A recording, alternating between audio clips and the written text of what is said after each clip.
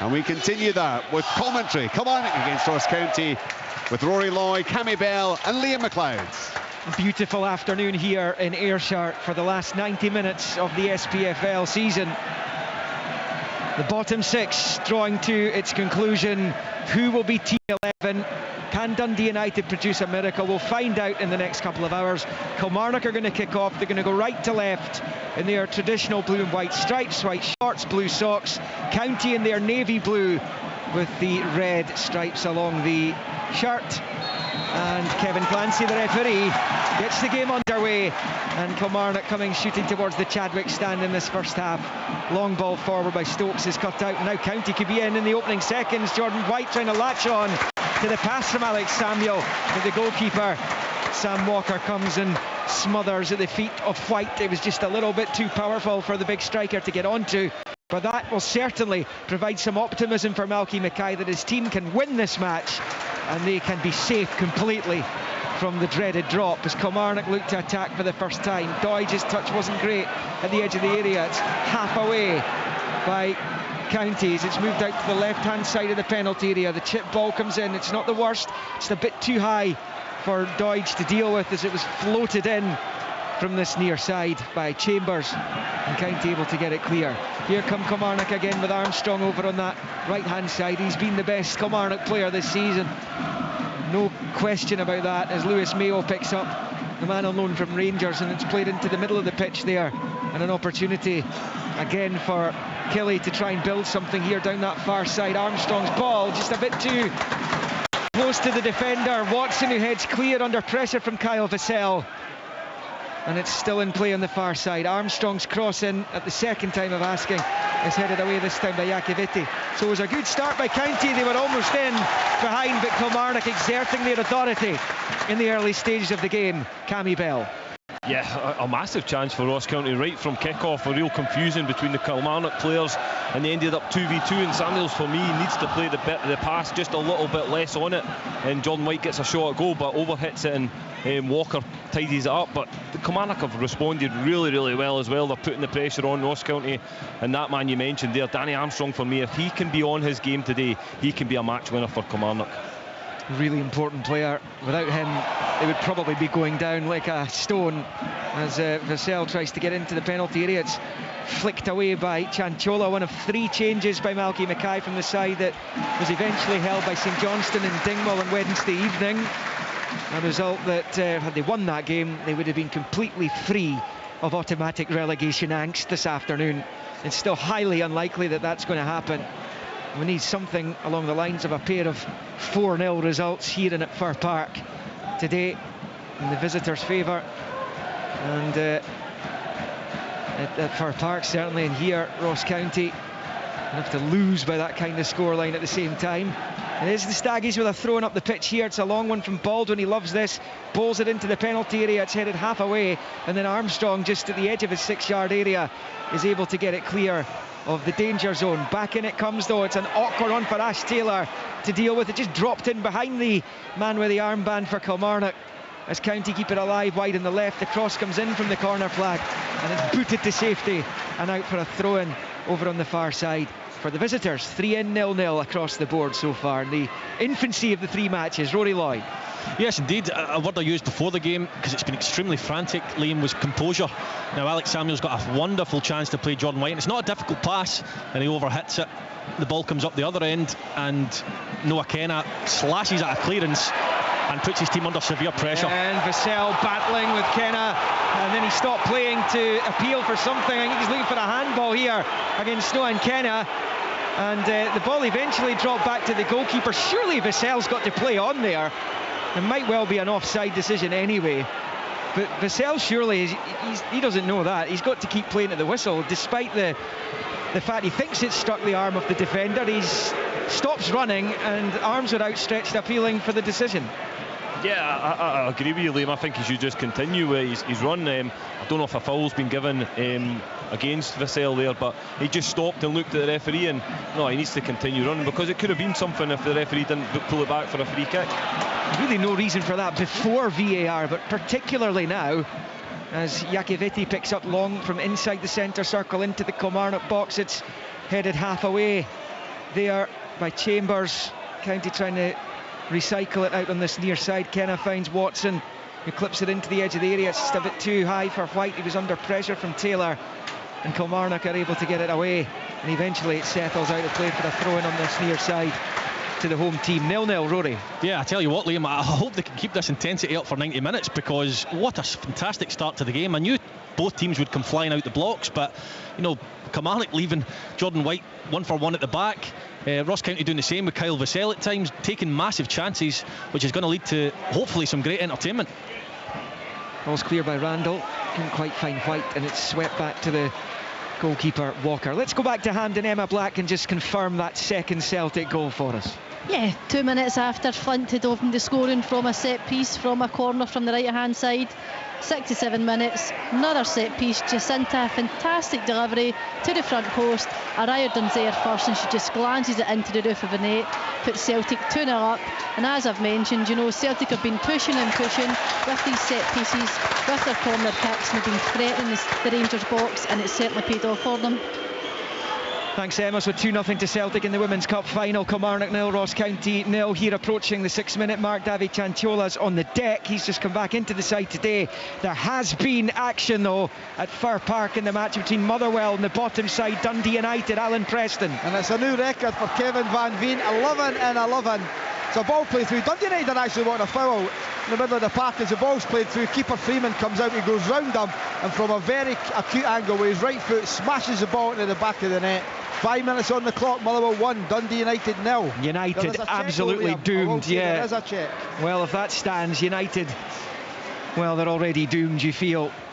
But losing that early goal at Fir Park to an in-form Motherwell team who have been tremendous under Stuart Kettlewell. Absolutely magnificent. When you look at the job Barry Robson's done at Aberdeen, which has been equally magnificent, he gets a lot of headlines because they've gone into Europe, but quite clearly the job that Stuart Kettlewell's done since replacing Stevie Hamill there is right up there. Goal stands, so Motherwell 1, Dundee United 0 at Fir Park. Kevin Van Veen scores for the 11th successive match. An astonishing return that. Doesn't happen often, obviously. As Baldwin on a long throw down this near side. It's goalless still here at Rugby Park. Kilmarnock have it in the midfield, and it's Brad Lyons just into the centre circle, the man from Northern Ireland, out to Armstrong. The ball forward there, claiming handball, and that is the decision from Kevin Clancy, and it's a free kick to Kelly over on that far side, just a bit level with the edge of the centre circle. 7 minutes in here. Kelly 0, Ross County 0, and confirmation there. Motherwell 1, Dundee United 0. United now, well, they're going to have to score a barrel load anyway, but that's another mark against their goal difference. They'll need to launch the most miraculous comeback in Scottish football history if they are going to get off the bottom of the table as we approach 8 minutes here. And that will just ease a little bit of tension for Ross County. Malky Mackay down there with Scott Thompson as the long free kicks helped into the box by Doidge. Armstrong has it now, he's lost out though, and Chantiola, who's back up on the pitch and he's moving freely, slips it forward, looking for Samuel. It comes back to Taylor, and he plays it back first time to his keeper. Long ball by Walker. Doidge wins the header. Behind him is Vassell. Vassell then looking to return it to Doidge, and that looked like it's come off the hand there of Kenna, right in the 18-yard line. Came off his own player, then back off Noah Kenna right on the 18-yard line. Now that'll be obviously looked at as well. I think they'll give it, Liam, based on ones I've seen this season. Then? Well, that's the question, but you know, we've seen one that Celtic got at Parkhead against Morton where exactly the same thing happened pretty much. The question is he in the box or not? So we'll need to wait for a break in play, but it certainly hits the arm of Noah Kenna, so it'll be interesting to see what the decision is. Oh, if it's inside the box, then quite clearly there'll be an official review for that. But nothing on the pitch certainly at the moment to suggest that Czech's comment was outside the box we're hearing. So there you go, that's why they're not looking at it as far as Kevin Clancy is concerned. The VAR for this one's John Beaton, so he's content with the fact it was outside the penalty area. Ross Laidlaw will take a goal kick here for County in front of that band of County supporters who've made the long journey down from Dingwall. It's a long ball forward, one in the air in the midfield by Lyons, and then There's a foul by Kenna, that's a free kick to Kilmarnock. So Nolan Kenna will be relieved he wasn't inside the penalty area there, because it quite clearly came off his outstretched arm. He was in a standing position. Had there been a foot further towards the goal, it would have been a spot kick, you would have thought. Yeah, he was very fortunate again. I think he was just outside the box, but it was a good opportunity for Kilmarnock, and it'll probably show the theme that they're going. They're very physical up front. Doidge and Vassell up top. It was a direct ball up, them two bustling with the defenders, and Vassell just overplayed the pass into Doidge, and it just got away from him. But I'm pretty sure that'll be the theme for Kilmarnock. Get up to them two players and get Rory McKenzie in and around them. 10 in here, 0-0. As it stands, Kilmarnock are safe. Long free kick into the left-hand side of the box is cleared. It's now picked up in the middle by Liam Polworth, former Cali Thistle midfielder. And out to Armstrong, who is hugging the touchline on the far side. Level with the 18-yard line now. Rolls it back down the line. And then it's played back onto the halfway line for the first time. Pass is played into the centre circle. And Kilmarnock come forward again. Out to the left it comes, swung into the area there by Chambers and cleared by County, and out for a throw-in on the far side for Kilmarnock, who have had the lion's share of the possession here, and they've had it in enemy territory as well, as they look to make themselves absolutely safe of any kind of playoff worries, with in-form, red-hot Partick Thistle lying in wait. First leg on Thursday evening at Firhill. Armstrong's ball into the box is poor. It's eased away by Iakoviti. Up into the air it goes towards the edge of the centre circle. It's headed back forward there for Kilmarnock by Chambers, and eventually comes right through to Ross Laidlaw, who holds on with both gloves inside his box. Malky Mackay down there trying to get his team going. Derek McInnes, arms folded, looks pretty calm and collected right now, and he'll be pretty content, Rory, with the way his team's playing, I would have thought. Yeah, well, it's almost as if Ross County don't know whether to stick or twist. The ball broke there, comfortable possession for Kilmarnock. Jan Danda screaming at Jordan White to get up and press the ball. Jordan White's a bit unsure. Chance for County up the other end. Randall wins the ball back, great cross in, down. Well, they've got a couple of players actually in the area. One's gone down. It's going to be Samuels who tries to backheel it in towards the penalty spot. Kilmarnock get it away, but it was George Harmon just to the left of the penalty spot who hit the deck there under the challenge. And eventually it goes out for a throw-in on this near side to the visitors. 12 in, 0-0. Yeah, it was a good bit of play. They stole the ball, high press from Ross County, stole the ball and put it in the box, and Kilmarnock have looked a little bit uncertain with their defending so far, and this is going to be a theme of the game, a long throw-in for Ross County. They've already had a couple, and they throw it very far, Baldwin, right into the middle of the box, and they've got a lot of big targets in there as well. He's a bit level with the edge of the arc of the box, and it comes again, and there's a County head on top of it there. Iakoviti, and he can't get it on target, goes well wide in the end. And that will be a Kilmarnock goal kick. 0-0, 12.5 played at Rugby Park. Sam Walker to take. And Kilmarnock, we know that their home record is why they've got their heads above the waterline right now.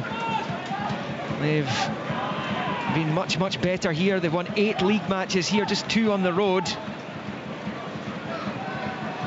And Walker sends it long with the right foot into the County half. Vassell wins the header.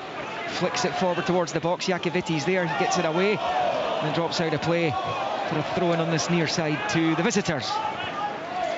Jan Danda's playing in behind the front two. Like I said before the game, anytime I've seen Jan Danda play well, he's played out on the wing, he's come inside, he's got shots away, he's linked up with his strikers. He's pretty much standing on Brad Lyons at the moment, and he's taking himself out of the game. So I just wonder how long Malcolm Mackay will leave it if Kilmarnock continue to have a lot of the ball before he maybe looks at that and gets him in a more wide position. Here's Randall with the clip ball forward, but that's going to be harmless, right through to Walker, who holds on. Yeah, just underline Kilmarnock's home form this season. They've conceded fewer goals at home than Hibs and Hearts have. Lost fewer matches than Hibs too, and Motherwell, as they pick up a free kick over on the far side. Armstrong brought crashing to the ground about level with the edge of the D of the County box over on that far side. So this is going to be an opportunity to put some more pressure on this Ross County defence. Remember, Motherwell leading Dundee United, a stricken Dundee United by a 1-0. Kevin Van Veen scoring for the 11th successive league match. 0-0 in the other game at McDermott between St Johnstone and Livingston. Goalless here, 14 in. Kelly free kick. It's poor though from Armstrong. He's capable of so much better than that, and County clear it out for a throw-in over on the far side. Kilmarnock looking to keep the pressure on. Let's go back to the Women's Cup final. Emma Black. Yeah, they're just checking for an offside goal here. Rangers had scored. It was Laura Berry. Broke down the left-hand side, puts it into the back of the net, but they're checking VAR for a possible offside. We're just waiting for a decision to come through, and you know how long sometimes these can take. Yes, indeed, as Taylor launches a long throw into the county box this time for Kilmarnock. It's Mackenzie to Polworth, who clips it back out wide right for Taylor. Takes a touch, leaves it for Armstrong. To be fair, the more capable of the two in the wing, and Armstrong clips it in. It's a useful ball. It's headed away to the edge of the area. Polworth strikes, but I think there's been a head clash inside the county box, and a couple of the visiting players are frantically waving the medical teams onto the pitch after that collision from the cross ball. So 15 minutes in, Kilmarnock 0, Ross County 0. Rangers, as Emma was telling us, pulling one back in the Women's Scottish Cup final. Can't be too much longer left there. Emma, have you got an update for us? Offside decision, you know, it looks like it's went in favour of Celtic. Yeah, possible it was an offside.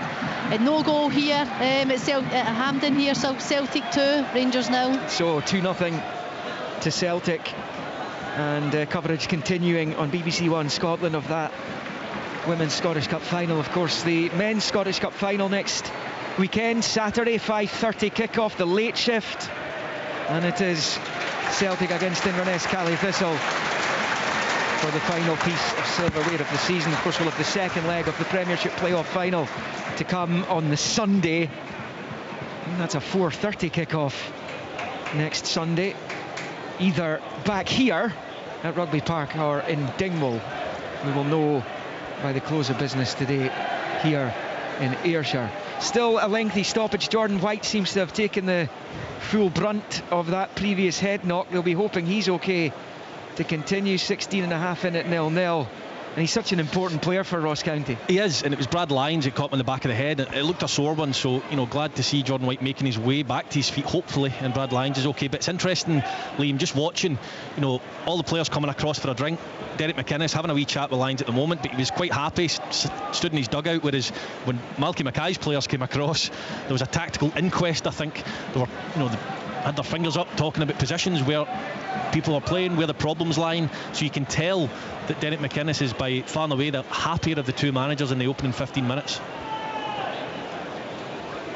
Well, there's a bandage just been put on Jordan White's head. I think we're going to go for an update at Fir Park. Let's go and speak to Alan. Last we heard, he was bringing us news of that Kevin Van Veen goal that has the Steelmen 1-0 up and plunging the dagger further into Jim Goodwin's side. Oh, and they're lucky there. Motherwell almost, Aina getting caught in the ball with Van Veen, almost through again, but not to be. Dundee United have got better Liam in the game. They have. They're losing 1-0 to 0. That Van Veen goal in the 5th minute. Really good finish from him from a tight angle. But United have shown a bit. Glenn Middleton's had a chance. Lever, really good ball, splitting the defence. Middleton's onto it, but all credit to Kelly, the Motherwell keeper. He makes himself big, and the chance is gone. It's just too little, too late for Dundee United. Motherwell are cruising this. 17 minutes gone, 1-0 ahead. Yeah, United facing their second relegation in the space of 7 years. Randall's header towards the edge of the Kilmarnock box is swept clear by Kilmarnock, and out it goes for a throw-in on this near side. Lewis Mayo, part of that defensive triumvirate for Kelly. Taylor and Stokes beside him. He's picked up on this near side by Stokes, who clips it forward to the edge of the box. Vassell's header will go right through to Ross Laidlaw. 18.5 played here. Kilmarnock 0, Ross County 0. And the deadlock broken at McDermott Park. Tyrone Smith. Yes, it's a goal for the hosts, St Johnstone. It was a long ball over the top. Livingston defence, they just couldn't handle it. The beneficiary was Dre Wright. He picked the ball up, drilled in goal, and then buried a lovely low finish, low into the net, to make it St Johnstone 1, Livingston 0. So 2 goals in the other matches. They are still waiting on one here, and it is Kilmarnock in possession. It's been nicked forward there for Brad Lyons, who's forced to go back the way to the edge of his own box for Taylor. The centre point of that Kelly defence I was talking about, slipped out to Mayo on the right. Across the halfway line he goes. Out to Armstrong. Mayo continuing his run, trying to get back onto it. Yakaviti puts it out for a throw-in over on the far side, but level with the county penalty spot. The stakes are huge in this match. They really are. When you look at the form Chris Doolan's got Partick Thistle firing in right now, I think you touched on it before, guys. I mean, they do not want to be going anywhere near Partick Thistle just now as Jordan White waits to come back on. Yeah, I mean, absolutely. They'll both want to avoid that playoff game because they're so difficult games. And as you say, Liam, the form that Partick Thistle are in at the moment is incredible. They're scoring some amount of goals, and yeah, it's going to be a difficult game. Whoever needs to face them. Thrown to the box by Taylor. County get it away. Still alive though. Armstrong flicks it into the area, and it's cleared, hoofed away by Yakaviti. Still Jordan White waiting to come back on. He said to have a change of jersey, and the jersey he's got doesn't have a number on the back. As Stokes picks up for Kilmarnock midway inside the county half. His cross ball really poor though, and it flies high over the crossbar into the Chadwick stand behind Ross Laidlaw's goal, and it stays here on 20.5 minutes at Rugby Park. Killie 0, County 0. Poor from Stokes there. He's got an angle to put the ball in the box with his left foot, and he just gets it all wrong, right over the back of the net, but it allows Jordan White back in the pitch because he's such an important player for Ross County that they'll be delighted that they've got him patched up and he's back up top. County have only won 2 of their last 12 matches away from Dingwall. It's at St Johnstone and Dundee United. Both of those successes have come in the last 3 on the road, so in decent form away from home, actually, in a small sample section of their season, as Harmon is spoken to for a foul on Mackenzie inside the Kilmarnock half. It's to the right of the centre, and it'll be a Killie free kick which the goalkeeper's going to take, and it's just a warning for George Harmon, and it's a free kick to Kilmarnock. So Motherwell 1, Dundee United 0, and St Johnstone 1, Livingston 0. In the other 2 matches, Celtic on the verge of winning the Women's Scottish Cup at Hampden. 2-0 up they are as Walker takes the free kick long towards the edge of the county box. One there by Doidge. Vassell, it is back to goal, couldn't control, rolls off his knee, and it favours County. White does well to hold it up, and Chantiola will play it forward, looking for the run of Alex Samuel. He's asking way too much of him though. Taylor's there for Kilmarnock, back to his goalkeeper, and Walker dumps it high into touch over on the far side. That'll be a throw-in for County, about level with the edge of the centre circle inside their own half. I don't think the centre-backs of Ross County have won one header. Kyle Vassell and Christian Doidge are doing so well. They just need, as Cammy touched on before, a little bit more support from the midfield, because if Vassell's flicking it on, Doidge is having to do a lot of work to try and get on the end of it. If they can get Mackenzie, Armstrong in around about them, it'll make a big difference for them. Doidge smashing it forward, looking for Vassell, who's on it now. Controls in the chest, drags it back brilliantly away from Randall, rolls it out to this left-hand side. An opportunity here for Killie potentially. Vassell getting it back. There's still an opportunity here for Kilmarnock to make this work, as it's played by Chambers. Out wide left it comes to Stokes again. Samuels with the challenge, and out it goes for a throw into Kilmarnock, level with the county 6-yard line. We've been the better side, Killie. We've played a quarter of it, 0-0. The throw-in's going to be taken by Chambers, just playing it short to Polworth. Back up the line to Stokes, back down the line to Chambers. Polworth's at close quarters, Danda with a challenge. Now it goes for a throw-in. It's going to be a county throw. Chambers actually let that go out, believing it was going his way. And it's going to be a county ball on 23 minutes. Killie 0, County 0. Just a little bit too much down this left-hand side there. I think when Kilmarnock get the opportunity to put the ball in the box, as Rory said, they've got Christian Doidge and Vassell up there, 2 big physical presences. Put the ball in the box, ask questions of this Ross County defence, because they will make it uncomfortable for them. And they dwelled on the ball too much, and they ended up giving the possession away. So no breakthrough as yet here at Rugby Park. The final act of the 22-23 Premiership season. As Taylor heads it back to his goalkeeper. Dre Wright to St Johnstone, 1-0 up on Livingston. Kevin Van Veen has Motherwell 1-0 up on Dundee United, who are heading down to the Championship. And they were stuck there for 4 seasons. Last time they went down under Mixi Patalainen. As Kilmarnock come forward, it's a ball to the edge of the area. It's Doidge with a header, it's really good actually. Chambers collects, left-hand side of the box. taking on Randall. He's level with the penalty spot, just walks into the area now. Thought about going to the byline, still he's on the ball. Rolls it back the way to Polworth. Shapes the cross towards the back end of the area. It's a poor ball from Liam Polworth. He's another who's much better in those kind of areas than he demonstrated there. It's flown behind the goal kick on the reverse side of the goal. 24.5 on the clock. Kilmarnock 0, Ross County 0 here in Ayrshire. I think Derek McInnes's disappointment will be their build-up play is so good, and they get it into a position and the cross is so poor, and it's the second time it's happened, and his frustration will be he'll know Ross County will have a spell in this game at some point. He'll want to score while they're on top, and they are on top at the moment and playing really well. By far and away the best side on the pitch. It's been the home side that's come out on top in the 3 meetings between them this season so far. It was Armstrong got the only goal last time County were here, and Vassell has been absolutely clobbered by Jack Baldwin, and Kevin Clancy pulls out the yellow card for the first time this afternoon. Vassell gets back to his feet. It's just to the left of the centre circle for Kilmarnock on this near side. And I don't think the defender can have too many complaints about that, Cammy Bell. Yeah, listen, I think Jack Baldwin, he's trying to speak to Kevin Clancy there, but I think he knows what he's doing. That Kilmarnock are on a breakaway, and he's caught kind of out of position, and he just takes Vassell out. I think it's calculated, that from Baldwin, and pretty cynical, so I think Kevin Clancy's got that one spot on. Free kick Kelly then, Liam Polworth over it. The back end of the penalty area is loaded with players. It's Ash Taylor's the target. Taylor does win it, and Doidge gets his boot to it just before Iacovitti, and it goes behind. Iakovitti's actually trying to get the County supporters up high in the Chadwick stand off to our left to make some noise. It's an excellent crowd here. 26 in, 0-0. 1-0 to Motherwell against Dundee United, 1-0 to St Johnstone against Livingston, and the Women's Scottish Cup final at Hampden Park is all over, Emma Black. Yeah, all over here at Hampden. Celtic here, 2-0 winners. You know, thoroughly deserved it for me. They've been on the front foot the full 90 minutes. You know, they were the one that was creating chances. They handed a number of set pieces, as I mentioned, throughout the show. But yeah, lovely winners. You know, Flint got on the score sheet first of all. Then Riordan there. 2-0 Celtic here, champions. Yeah, sorry Emma, I was just County were driving down the right, and Jordan White had an opportunity to tee up one of his teammates there. Kilmarnock come away in a counter instead, and it's Kyle Vassell on this near side, level with the 6-yard line, rolling it back up the way to Chambers, facing his own goal. Now Chambers facing the County goal. This cross is cut out by Randall, and out it goes for a Kilmarnock corner on this near side. Almost 27 played, 0-0.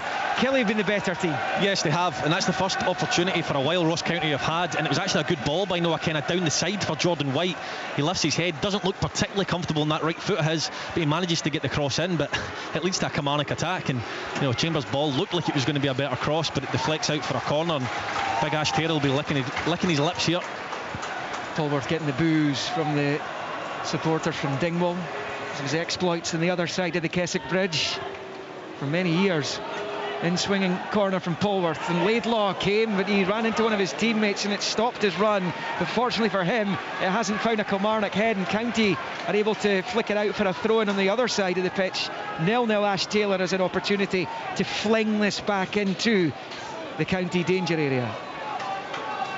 A little bit lucky, a little bit fortunate, Ross Laidlaw there, as he had committed. Taylor with the throw-in into the area. It's headed clear by Iacovitti, and Rory McKenzie, the Killie stalwart, on it over on the far side. And now Armstrong, the right angle of the box, then drops the shoulder, crosses in with the right foot, headed away only as far as Armstrong again, wide in that right hand side for Killie as they attack the goal to the left. It's their number 11, their player of the season here, reverses the ball into the box. Poor pass though, and Ross County are able to get it away. Samuels has managed to pinch it back there.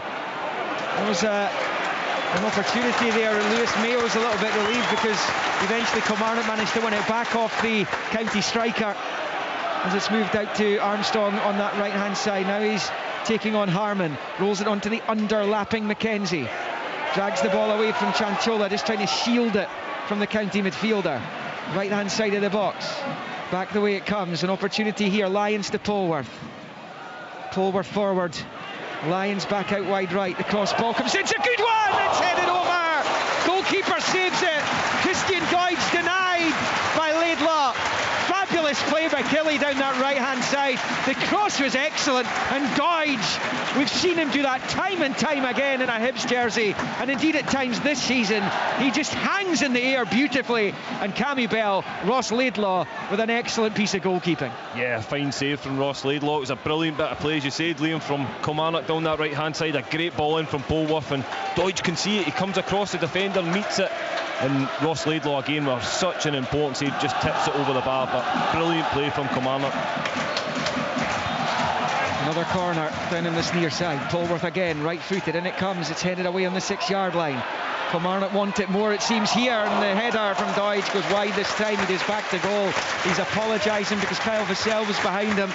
He didn't hear any call come, and eventually took it away from his strike partner, and it goes behind for the goal kick and stays 0-0. Bang on the half-hour mark here in Ayrshire. Killie 0, County 0. Rory Loy. Yeah, I just wonder how long Malky Mackay is going to be prepared to leave it, because Kilmarnock, it's like they're waiting for Kilmarnock to score a goal, and if they do, they've got a mountain to climb, because then obviously they would need 2 to win the match, and it's them that need to win the match. You know, I don't know if he will try and get through to half-time in the hope that they can improve their performance, but for me, Jan Danda's just not effective in the game, and they're struggling to get the ball up the pitch. Here is Danda now, left-hand side of the box, but he loses out. Armstrong is there, and he's able to boot it clear. Understand there's a penalty check going on at Fir Park, Alan Preston. Yeah, and we're still waiting. I'm just about to get the decision just now. Stephen McLean, penalty kick to Dundee United. It's a long diagonal ball. Cornelius goes up with Fletcher. I didn't see it, but the ball breaks down with Fletcher. It hit his shot just wide. Everyone played on, and then the referee points to his ears. They reckon it's hit his left arm, Cornelius, in the battle with Fletcher. Gabby it is, sorry. Yeah, well, how far off are they from taking the penalty here then, Alan? Probably about 30 seconds. Right, we'll come back to you. We'll come back to you in a wee second here. Kilmarnock with a header on the halfway line, up into the air, White battling for it. Danda has it for County, just knocking it forward. Kenna winning it back in the midfield. It's now with White wide in the left. He'd rather be in the middle, of course. So that goes out for a throw-in, and it's gone Killie's way. 0-0, 31 and a half played here, but are Dundee United, Alan Preston, about to equalise? Yeah, it's Jamie McGrath will take it right-footed, Liam. The referee, Stephen McLean, just clears the box. It's Liam Kelly bouncing on his line. He's got a decent record for saving penalties, but not this one. It's in the back of the net, 1-1 here at Fir Park. Yeah, still a heck of a long way back for Dundee United, but Liam Kelly might be good at saving penalties. Jamie McGrath is brilliant at taking them, and he is converted to make it 1 apiece at Fir Park. And Dundee United 3 points adrift and 8 goals worse off. Now there's a baby step only as Vassell picks up. He's inside the box, left-hand side, looking to shoot. He managed to get the shot away. Watson's block just took enough of the sting out of it to allow County to be able to clear from inside the 6-yard box, and it goes out for a throw into Kelly on this near side, right on the halfway line. 32 and a half played here, 0-0. Yeah, it's a really good run by Chambers, who's been pretty influential in the game. He's given Conor Randall a really tough time down this side, and it was a good run from him that took the defender away, and Vassell faked the pass, turned shot, but it was a good block by Watson. But I'll say it again, it's just like Ross County are waiting for Kilmarnock to score a goal. Ross County just can't get a hold of the ball, and every time they do, they're giving possession back over to Kilmarnock. They need periods on the ball. They've not been at it for me, and Malcolm Mackay will be quietly happy that they're still in the game at the moment, because I agree with you, Rory, that I'm waiting for Malcolm Mackay to actually make a change, because they're so far off this game at the moment. Here come Kelly down the left. It's come off Randall, and they've got another corner. They've had a few of those in the last few minutes on this near side. 12 to the break. Derek McInnes is down there shouting and bawling at his players as Kelly try and get this back into the County penalty area. Polworth this time is going to leave it for Armstrong to take out swinging delivery coming up this time. It was from a cross ball from the other side. Doidge came closest to scoring in the game as it comes in. It just evades Christian Doidge on the 6-yard line, and it pops out to Jordan White over on that left-hand side up against Mayo. He rolls it infield to Chanchola. No goals here. As it stands, Kilmarnock will finish the season 10th, and that will suit them just fine. County will be thrust into a playoff two-legged tie against Partick Thistle. Danda for County, long ball looking for Alex Samuel couldn't quite get onto it. Taylor gets there first and clears, and then the slice from Keith Watson onto the roof of the stand here, and it will be a throw into Kilmarnock. In fact, didn't go that side of the roof, it went to the back of the main stand. Liam, you know, I said before the game when Ross County were good, but when they were bad, they were pretty bad, and today is as bad as I've seen them. I think they've got one tactic, and that's to play a ball between Ash Taylor and the fullback down the side or the other side, and get either Alex Samuel or John White to run onto it. As Cammy just said there, can Colas get loads of time, get a few passes in, build a bit of confidence? They're just kicking it up the pitch. Long ball forward for Kelly towards the cell is read well by Baldwin, who clears out for a throw-in on this near side to Kilmarnock, about level with the 18-yard line of County. And it's Chris Stokes who's going to bowl it in this time. It's a short throw at this occasion though. He manages to get it to Luke Chambers, who is his attempt to control. Behind it goes. The last two corner. Sorry, Liam. The last two corners, there's been a block, and Ash Taylor has been free twice, right in the middle of the 6-yard box. But it's been overhit twice, so it'll be interesting to see this time if he can get the delivery right, because Ash Taylor is free. It's another ball from Armstrong, and into the net it goes. Well, that's a massive goal for Kilmarnock, scored by Brad Lyons, who attacked it in the near post. County have been way too conservative in the game, and Kilmarnock, 10 minutes from half-time, strike a huge body blow in this battle to avoid the playoffs. It's Kilmarnock 1, Ross County 0, and Brad Lyons scores his first goal of the season on the last day of the season, and it could be Kelly's most important goal of all. Well, I tell you something, Liam, it might be 5 yards out, but that is not an easy finish, especially with a bounce on this AstroTurf. He manages to get his outside of the foot on it and flick it into the back of the net. Myself and Cammy have said for the last 10 minutes that Ross County are just waiting to be beaten. It's 1-0 to Kilmarnock, so it's over to Malky Mackay to do something now, otherwise it'll be them in the playoffs. Yeah, listen, it was an absolutely brilliant finish, as you say, Rory, because it's well, I mean, it's almost a 6-yard box at the corner of it where he flicks it in and manages to generate that power to get by Ross Laidlaw right into the top corner. That's a huge goal for Kilmarnock, but listen, it has been coming. We spoke about it before. Ross County have been miles off it in this game so far, so Malky Mackay has got a lot of work to do at half-time. Well, what a moment for Brad Lyons, the man from County Antrim. A really, really important goal for Kilmarnock Football Club. And that has just pushed County a little bit closer to the playoffs. They need to score 2 unanswered goals now, at least, to avoid finishing 11th. The header from Watson. It'll be interesting to see, Rory, how this affects the Ross County display, because as you said, they've been sitting back. Really negative performance actually in a game that they had to win.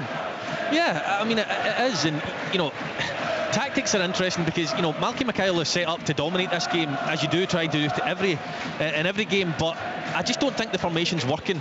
Brad Lyons has got an easy day sitting man marking Yandanda, who isn't particularly, you know, he's not moving around, and then the centre backs are dealing with White and Samuel, no bother at all, and at the other end Vassell and Doidge are causing all sorts of problems. You know, I just don't think he can wait too much longer, but I think Derek McInnes spoke about not showing any nervousness before the game. Well, it's been reeking out of Ross County, I tell you that. They look nerve-ridden, don't they?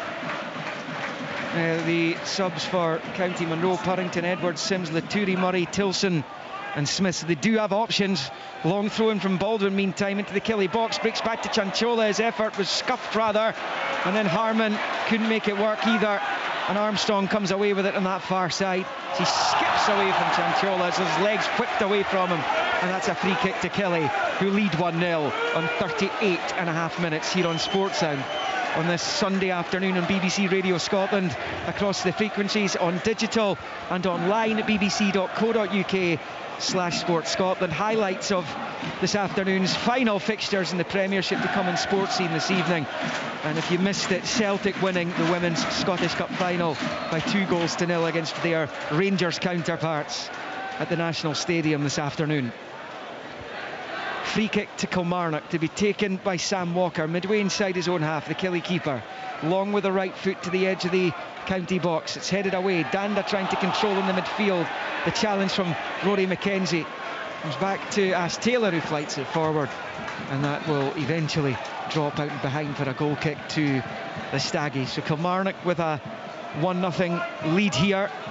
And Rory McKenzie, Cammy Bell, just continuing. He signed a new deal, didn't he, to continue this one-club career. I mean, he's heading towards the 400 appearance mark now. He made his debut under Mixu Patalainen in April 2011. Were you around here at that time? Yeah, I was playing. I played with Rory. I probably played in his debut as well. Listen, he's been a brilliant servant for the club, and listen, I think he's a top player as well. He's one of the most important players for Kilmarnock. The energy he brings to the team, he knows what this club's all about because he's been here for so long. But yeah, I still think he's delivering on the pitch for me. So I think it's a really good bit of business for Kilmarnock keeping him here. He was a really important player for Steve Clark during his time here as well. I think the Scotland manager would tell you that, as County prepare to take a throw in on this near side level with the Killie penalty spot. Again, it's Baldwin. He's drying the ball down now with his jersey as he prepares to bowl this in. What have County got here? In it comes. It's headed away from round about the penalty spot. Breaks the way of Chanchola, who rolls it back into the centre circle for Randall. We're in the final 5 minutes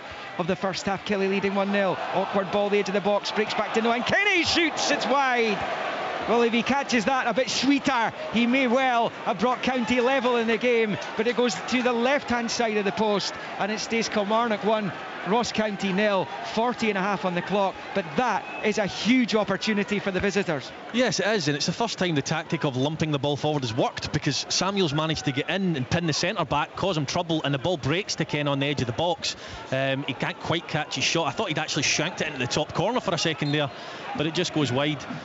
So it does, but you know, slim pickings in front of goal for Ross County so far, and they need to try and take advantage of those types of opportunities. Listen, I think Ross County have been so far off it. Their best opportunities is throwing this long throw into the box and hoping something happens. They definitely need to look at their shape and the way they're playing and try to create more opportunities, because it's been easy for Kilmarnock so far. I think it is a shape thing, Cam. I don't think it's necessarily a personnel thing. I think they're struggling to get to grips with Kilmarnock's shape and the way they're playing. They're very narrow, Ross County. I wouldn't be surprised if in the second half we've seen more of a potentially 4-3-3, get Woorer Edwards on and get Jan Danda wide. Long ball forward is awkward for Ash Taylor. He deals with it. He knew that Jordan White was rampaging towards him as he nods it to Mayo to his right. Mayo moves it to his left, and Chris Stokes. And County's Premiership status is under serious duress here. Flip ball forward is headed away by the County skipper Watson. Kenna just flicking it to the right, to the left of the centre circle for Jan Danda, who goes through the gears, trying to drive away from Polworth, and then Armstrong wins it back. Danda gets it back almost immediately, and Harmon rolls it to Iakoviti, pushes it forward along the deck to Chanchola, back to Baldwin, and out to Watson on this near side. Ross County have been in the top flight in 10 of the last 11 seasons. They have got used to it, to dining at the top table in Scottish football. Kilmarnock clear, long ball up towards the centre circle. Chanchola's header for Kenna's not forward by Killie, but rather wasted ball. And this has been a better spell for Ross County as the sun creeps from behind the clouds here in Ayrshire. It is a very, very pleasant afternoon in Kilmarnock as that's cleared by Stokes. Dodge wins yet another header on this near side touchline, but only to the benefit this time of Jack Baldwin, who shifts it into the centre circle for Iakoviti, and back to Baldwin. Almost on 43 minutes. It's Motherwell 1, Dundee United 1 at Fir Park. St Johnstone leading Livingston by 1-0 at McDermott Park. And Stephen McLean's first game in full-time charge of the club. Of course, Jim Goodwin likewise at Dundee United 1-1. Nowhere near good enough for the tangerine and black half of the City of Discovery, though. There's a clearance down this near side by the Killie goal scorer Brad Lyons. He's part of that St Mirren squad that ended up in the playoff final against Dundee United 4 years ago. As Randall plays it in, he's claiming corner, he's not getting one. He goes behind the line for a goal kick to Kilmarnock. And Derek McInnes, I suppose, I mean, Kilmarnock, up to the goal, they were by far the better side. They've come off it a little bit just now. He'll probably be quite happy for the half-time whistle to go and to get a chance just to address his charges. Yeah, definitely. I think he'll be really happy with the way they've approached this first half. They've been well on top, controlled long periods of the game so far, and look relatively comfortable as well. They've not shown, we spoke about the nerves, they've not shown many nerves at all, and they're in a really good position. So Derek McInnes will just be more of the same in the second half and keep the tempo up and control the game, which they're doing at the moment very well. Here come Kelly down the right hand side with Lewis Mayo. Looks up at the pitch ahead of him. Long ball to the edge of the area, headed away by Watson. Only as far as Polworth. Knocks it out to this near side for Chambers. He's getting it into his stride. Kenna with the tackle. He doesn't get much of the ball. Chambers still has it. And he just ushered it out wide left. Armstrong takes a touch, crosses in, and headed away on the 6-yard line. Really important header there by Baldwin. They're claiming Baldwin was fouled as he leapt to protect his goal because he'd Vassell and Doidge either side of him, so it's good defending and really important defending. County simply cannot afford to concede again before half-time. They trail 1-0. We're about to tick on to the 45-minute mark. The fourth official down below us will get the board. There was the treatment for the head knock sustained by Jordan White earlier. There'll be a couple of minutes perhaps added on at the end of the first half. In fact, 3 is the number that has been bolted on to the end of this first half, and Derek McInnes has got to be absolutely delighted right now. Long ball forward, Baldwin underneath it, gets it away. Chanchola manages to knock it infield. It's a long ball looking for Alex Samuel down the near side by Harmon. Cross covering his Stokes, who puts it out for a County throw-in.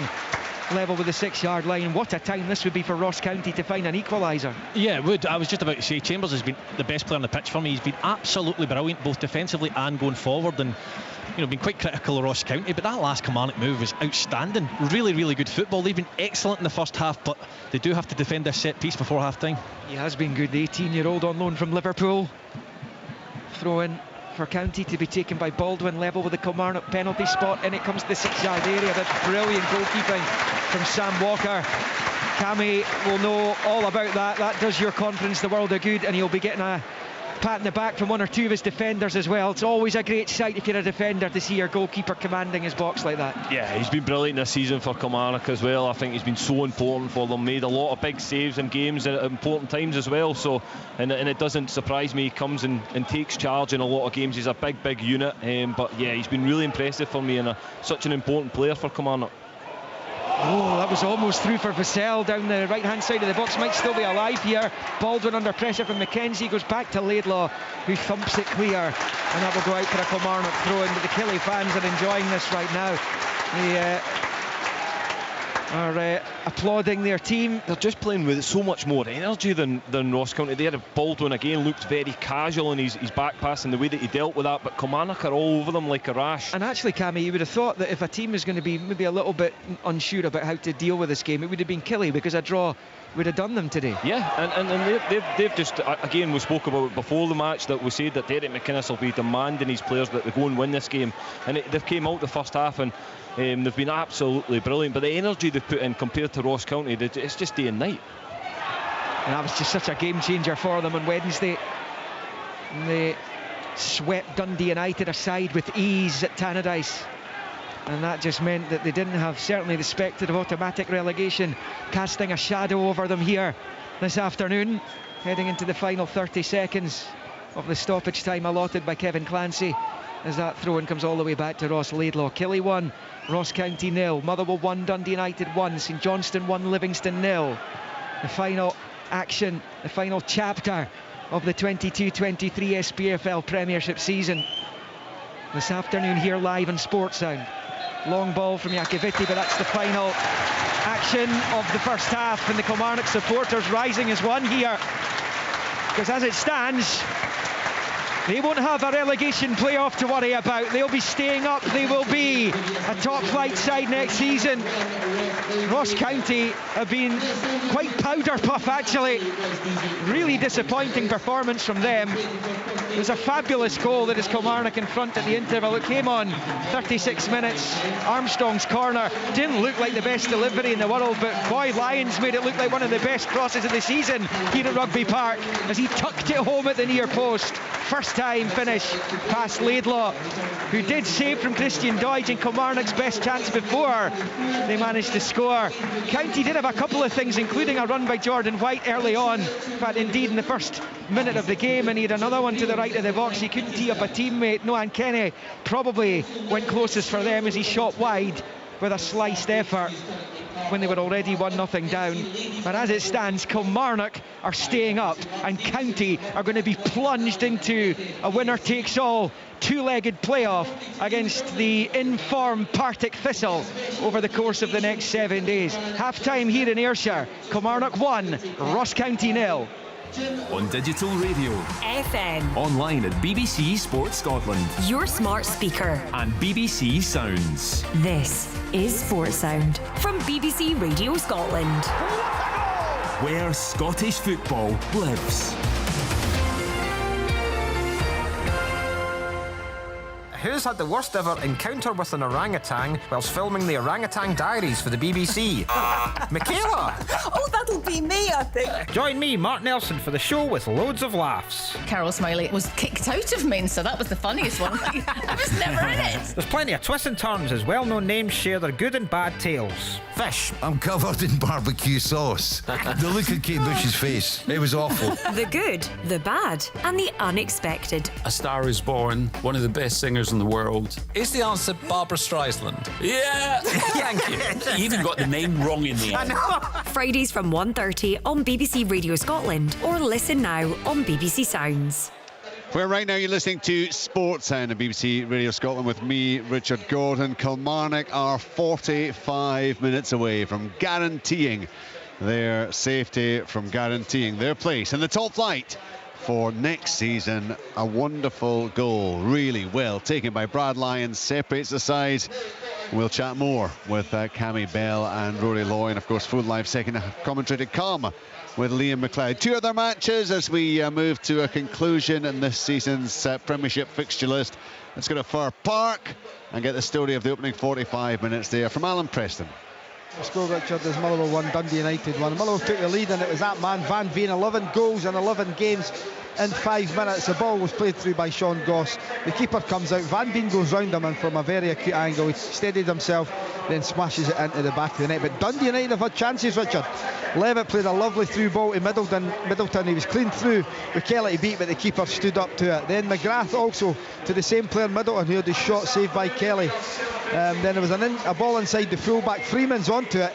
He clashes with Kelly, who comes out. The ball breaks to Fletcher, and his shot was cleared off the line by McGinn. At the other end, Van Veen, lovely ball wide to O'Donnell, and then the big striker got himself into the box. Lovely floated cross by O'Donnell, and Van Veen header just over the top of the crossbar. Then in 28 minutes became the penalty kick for Dundee United. It was a long ball played into the box. Fletcher jumps up with Mugabe. I didn't see the handball. No one claimed for it either, but after a VAR check, which referee Stephen McLean went over, a penalty was awarded to Dundee United, and there was McGrath scoring from the spot. Mandaron then had a header just over, and just before you come to us at half-time, a lovely Freeman cross, and there was Fletcher with a header which hits the base of the post and away. United have had chances, but Motherwell looked dangerous on the break. Half-time score, Motherwell 1, Dundee United 1. So 11 games on the bounce for Kevin Van Veen, 14 goals scored in those 11 matches, which adds up to just about half of his 29 goal tally for the season. A remarkable run by the Dutch striker McGrath with the penalty equaliser for United. 9 goals for him this season, good return. 6 of them have been from the spot. He's 100%, and it is one apiece in that one. Of course, United now just 45 minutes away from absolute confirmation of their relegation to the Championship. One other game is at McDermott Park, St Johnstone against Livingston with Tyrone. Yes, at the break here in Perth, it's St Johnstone 1, Livingston 0. A decent game, it has to be said. The visitors, they were the first to threaten. Bruce Anderson firing straight at Ross Sinclair from 10 yards out, but the Saints, they really grew into this one. Jack Hamilton did really well to tip a Ryan McGowan. Overhead kick just over the bar. They went close again when a powerful Dre Wright angled shot rippled the side netting. But Wright, he made no mistake on 17 minutes. The Livy defences couldn't deal with the ball over the top. The Saints player, he picked it up before drilling it low into the net through the legs of Hamilton to break the deadlock. Livy almost levelled on the half hour. A Nicky Devlin long throw. It was flicked on. It was met at the back post by Tom Parks, who could only head weakly at a very relieved Ross Sinclair. I should add, away from the match action, that the departing Saints chairman Steve Brownie took to the pitch just before the game kicked off to address the home support. He was pretty emotional. You got that sense. He was talking about it being the end of an era for him and the end of an incredible journey, and he also spoke of the family sacrifices he's had to make carrying out a role which he said consumes your life. Anyway, back to the match action, and at half-time here at McDermott Park, it's St Johnstone 1, Livingston 0. Right, thank you very much indeed to Tyrone. So as things stand, the scorelines as they are across the country means there will be no change to the league positions. Dundee United will be bottom of the table. Ross County will be into the playoffs, and of course those playoffs to come. There'll be coverage on Sportssound and on BBC Scotland over the course of the next week or so. The final Premiership playoff final second leg, as things stand, will be in Dingwall next Sunday between Ross County and Partick Thistle. The first leg to come on Tuesday night as the sides, in fact Wednesday night, as the sides go head. Is it Thursday night, Liam? Thursday, thank you. I got there eventually. I was making my way through the week and finally hit on the correct day. Thursday and Sunday, the Premiership playoff final. What a head-to-head that is going to be, particularly given the form that we've seen from Partick Thistle in the time that Chris Doolan has taken over, but certainly as they have rampaged their way through the playoffs against Queen's Park and Ayr United. That incredible 5-0 win to round off the 8-0 aggregate success on Friday night. So as it stands, that lies ahead, and bottom line is, Cammy, well, that Malky Mackay is going to have to come up with something a bit special, isn't he, in the next few minutes, if it is to be anything other than a Partick Thistle Ross County final.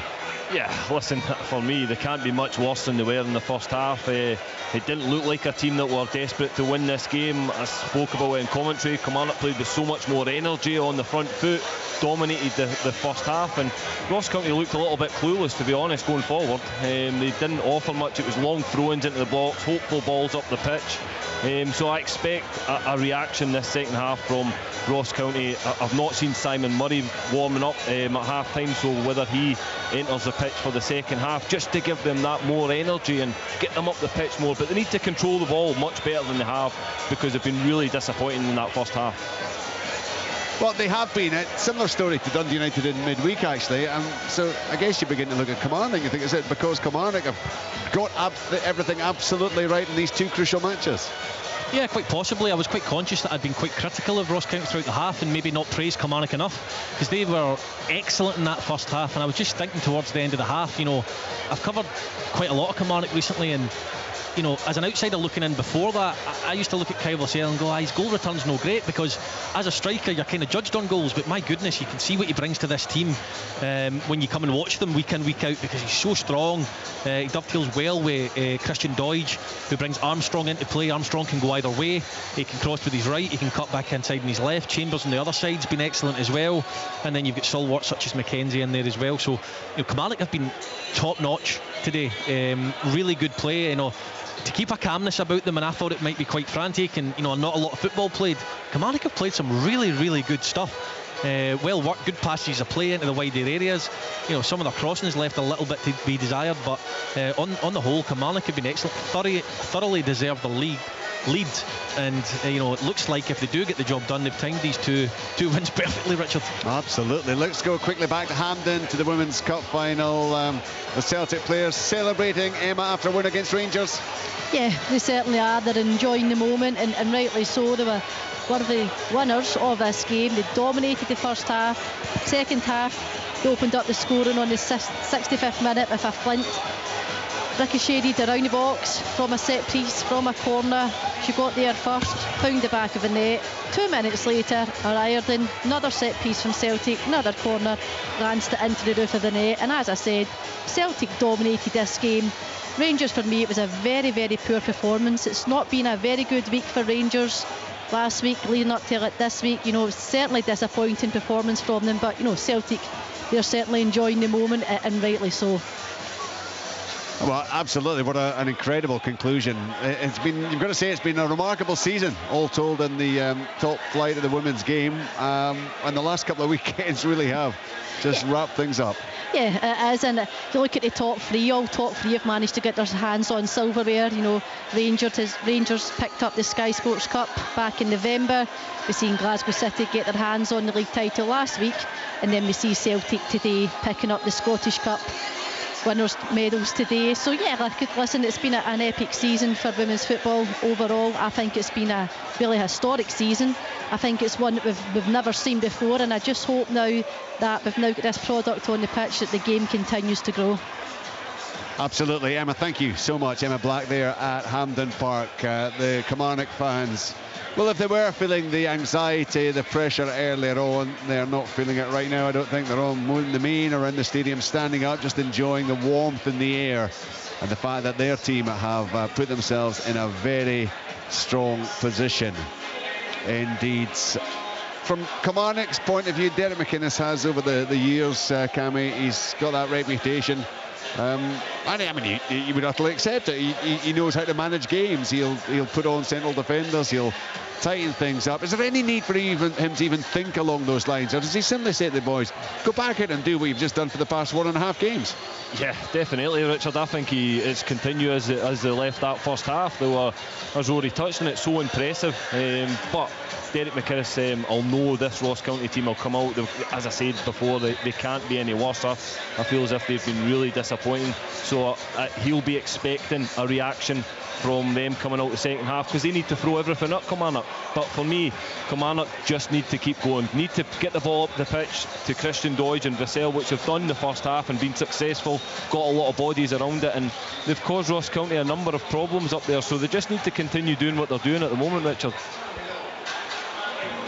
We wait to find out if County are going to make any changes at half-time. If they are, surely they'll make changes, but how exactly they're going to try to impact the outcome of this match. Just one little thing. I know that some Killie fans have been expressing their concern, and it is over the inclusion of young David Watson on the substitutes bench, the number 34. He was sent off, of course, and given a 2-match ban. And on the face of it, missing the game against Dundee United would have been the first of those, and this would have been the second. But because David is registered as still as a youth player, he's under 18. The under 18s had a game on Friday night, so effectively he missed that on Friday night.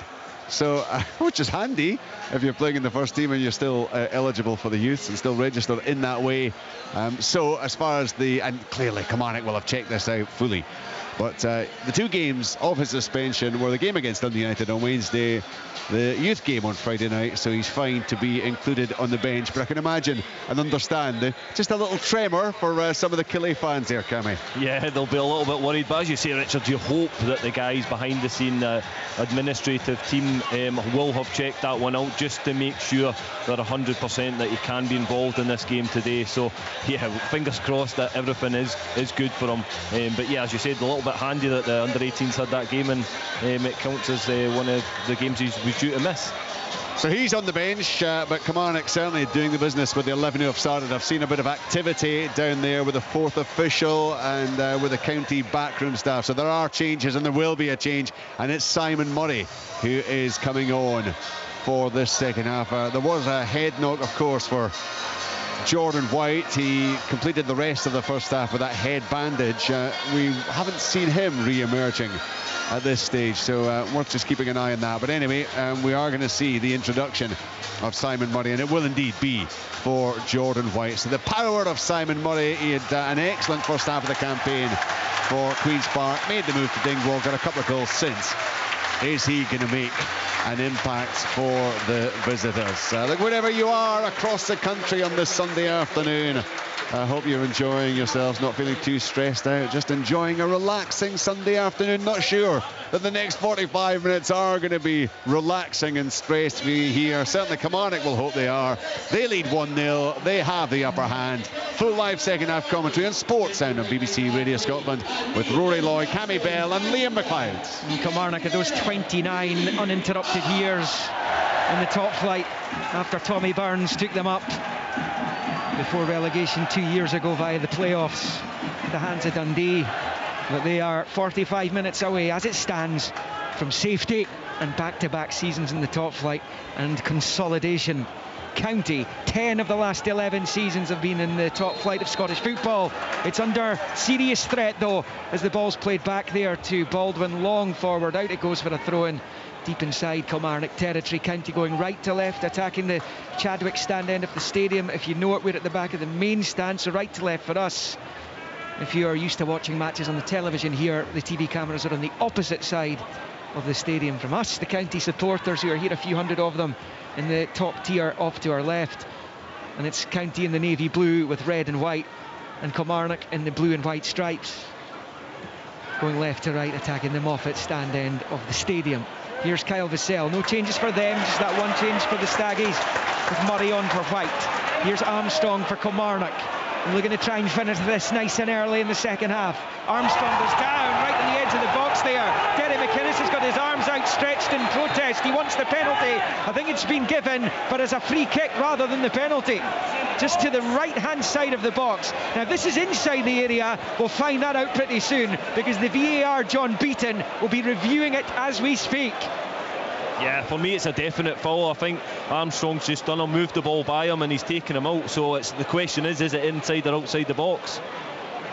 I don't think Kevin Clancy knew. He was looking to his linesman for a little bit of help and a little bit of advice, which is okay, of course.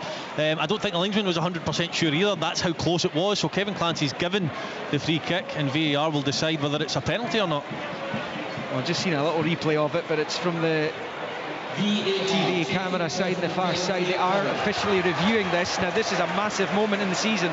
Yeah, can I just say as well, what a move again. And it all starts, Vassell takes it in so well, lays it off to McKenzie, he hits it out wide to Armstrong. Armstrong goes in, and you know, great skill, and he's brought down. So penalty or not, we're not sure. It looks like a penalty to me. I think that's a penalty. I think he's got the left foot planted in the box. Yeah. I think this is going to be given as a penalty for Kilmarnock, and Ross County's woes are going to continue here. They are being pushed into that playoff place. It was the exact position that Danny Armstrong loves, 1v1, running at the defender, and he's backing off, and then he's allowed them to get close to the box, and it's a definite foul for me. So it looks as if it will be a penalty.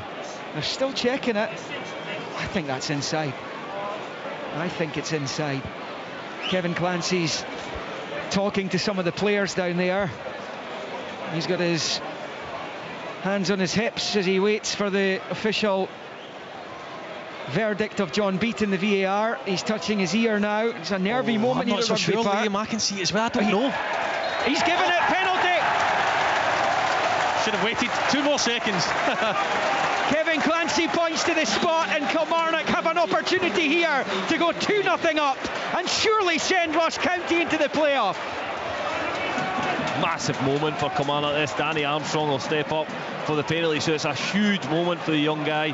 He's been brilliant this season. We've touched on that, how well he's been for Kilmarnock. So important. Well, they're playing the music a little, a bit premature with the tunes. Armstrong now stands and waits on the 18-yard line. Ross Laidlaw in the centre of his goal. This is huge for Kilmarnock FC. Armstrong now, he's been their player of the season. Left-footed penalty, goal! You can almost feel the relief up high in the air above Rugby Park as Danny Armstrong sends Ross Laidlaw the wrong way to double the Kilmarnock lead and surely plunge Ross County into a 2-legged playoff against Partick Thistle to try and save their skins. But here at Rugby Park, just 4 minutes into the second half, Kelly looks safe. Kilmarnock 2, Ross County 0. Well, if there was an element of doubt about the penalty decision, there was absolutely no doubt whatsoever with the conversion. The coolest man in the stadium, Danny Armstrong, steps up, rolls it into the corner, sends the goalkeeper the wrong way. Ross County looked doomed. Yeah, again, he's been brilliant. He got the penalty for Kilmarnock, as we spoke about, 1v1, exactly the position he wants to be running at defenders. He allowed them to get close enough to the box and went over. But yeah, as Rory says, cool as you like, slots the penalty away, and a massive goal for Kilmarnock. It's their top scorer, 12 for the season. County have been all over the shop today. They've been so poor when you consider what's on the line. And I know they've got another life in the sense that they've got a pop at Partick Thistle, but really they've not been at it at all today. Their minds are elsewhere quite clearly. Yeah, and what's been, hold on, development at Fir Park. Alan Preston. Yes, Dundee United have taken the lead. You know what, on the on chances they deserve it. It's a really good run by Pollitt in the inside left. He goes by Mugabe, couldn't touch him because he's in the box, and he squares it to Stephen Fletcher, who from about 8 yards out knocked it beyond Kelly. Motherwell 1, Dundee United 2. They just need another few goals, Liam. I was just going to say, at what point do you start raising the eyebrow? That's 3 of the 8 goals gone. The swing is now 5. So another couple for Dundee United, another couple for Kilmarnock, and suddenly Ross County might be teetering towards the trap door. We shall wait and see how that goes on. One thing that has surprised me, listen, Malcolm Mackay's got a wealth of managerial experience. You know, who am I to doubt him? But they've come out and they've played exactly the same shape. They put Simon Murray up front alongside Samuel, and Yandanda still in between. I cannot believe for the life of me that he's stuck with that formation. County currently 34 points, minus 23 goal difference. Dundee United 34 points as well, their goal difference minus 28. So United still have loads to do, and they also, you would feel, will need a helping hand from Kilmarnock. You can't imagine United scoring the 5 goals themselves. But another couple, one for United, one more here for Kilmarnock, and things start getting jittery for the Highlanders. Came from behind not so long ago at Fir Park, Dundee United, and won the game. There's a free kick for Kelly. Polworth putting it into the box. And then the headers, far from decisive from County. Here's Taylor, but the referee... Oh, he's given another penalty, I think, here. Kevin Clancy. Oh. No, head injury it is. He pointed to the spot, or at least it looked like he did. And it's Keith Watson who's gone down, and that will be a stoppage for a possible head problem here for Keith Watson. And just for a second there, it looked like Kevin Clancy look like that, yeah, pointing for a penalty. Yeah, I think it's a head knock. I don't know if he's actually given a free kick for it or what he's given here. I think drop ball, is it? Yeah, just a head knock. Just a split second there when it looked as though Kilmarnock were going to get a second penalty in the space of a few minutes. The worrying thing for me, Liam, is looking at this Ross County team and the way they've played today. They've been terrible, and if they've got to play an informed Partick Thistle, that for me is worrying. Absolutely worrying. That's a good clutch by Sam Walker as the ball came in from the far side. An easy take. And it will be Walker to launch this one forward. 53 minutes played. Kilmarnock 2, Ross County 0 here. Dundee United with the 2-1 lead at Fir Park against Motherwell. And the other game, which means a whole lot less, at McDermott's and Johnstone leading Livingston by that Dre Wright goal to 0. Of course, trying to finish as high up the league as possible to try and get that extra bit of cash as that goes out of play for a throw-in on the far side for Ross County. Are up the pitch this time. They certainly need the next goal, that's for sure, if there's to be one. And it's going to be Jack Baldwin again to try and launch this into the penalty area. All about Kilmarnock here so far. Long throw-in into the penalty area. It's nodded away by Stokes. Danda knocks it back in. Murray leaps up there, it breaks the way of Chanchola, goes down to the edge of the box. Shake of the head from Kevin Clancy. No free kick for County. And now Kildare heading away on a counter-attack here with Danny Armstrong. He's in the County half. He's up a bit level with the 18-yard line now. Armstrong against Kenna. Danda there too. Armstrong dinks it back the way. Collected here by the first goal scorer, Lions. Here's Chambers now, inside the box. Back outside it, rolls it back the way to Lions. Out to Vassell, wide in the left, level with the County 18. The Kilmarnock left. Cross ball comes in, it's way too close to Laidlaw, and it stays Kilmarnock 2, Ross County 0 on 54 and a half at Rugby Park. Yeah, you know, Kilmarnock have been so good. So good. Although Mayo's getting himself in a bit of bother there. Gets the break of the ball. Yeah, he has. Foul by Murray. He kicked Kelly. Look at it logistically for Ross County, you know, travelling all the way back up to Dingwall tonight. They won't train tomorrow. You wouldn't imagine so anyway.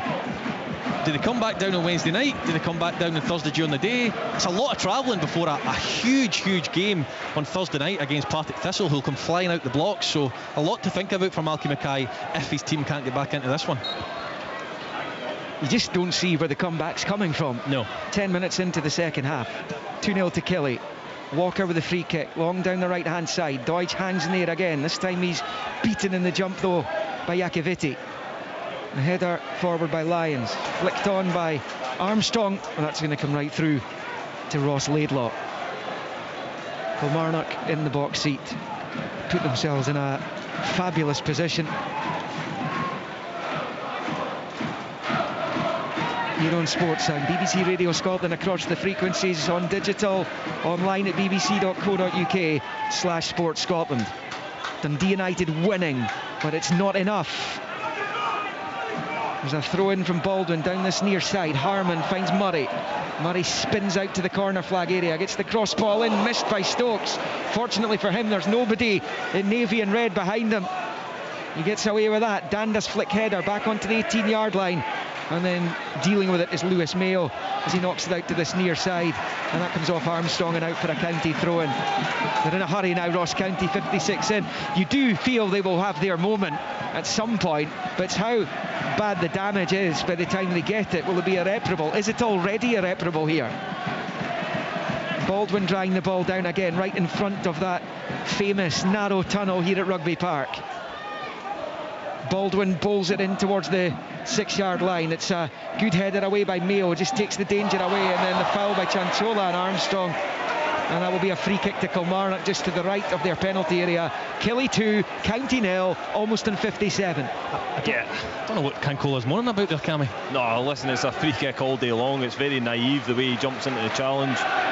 But listen, Stokes got away with one there. It was a kind of fresh air swing from a clearance, and that's where Derek McInnes will just be trying to say to the players, keep the concentration levels up, don't allow Ross County any chance of getting back into this game, because Ross County haven't offered a lot in the Kilmarnock third of defending. They've defended really well when they've had to, but listen, you'd imagine Ross County will need to take some chances soon.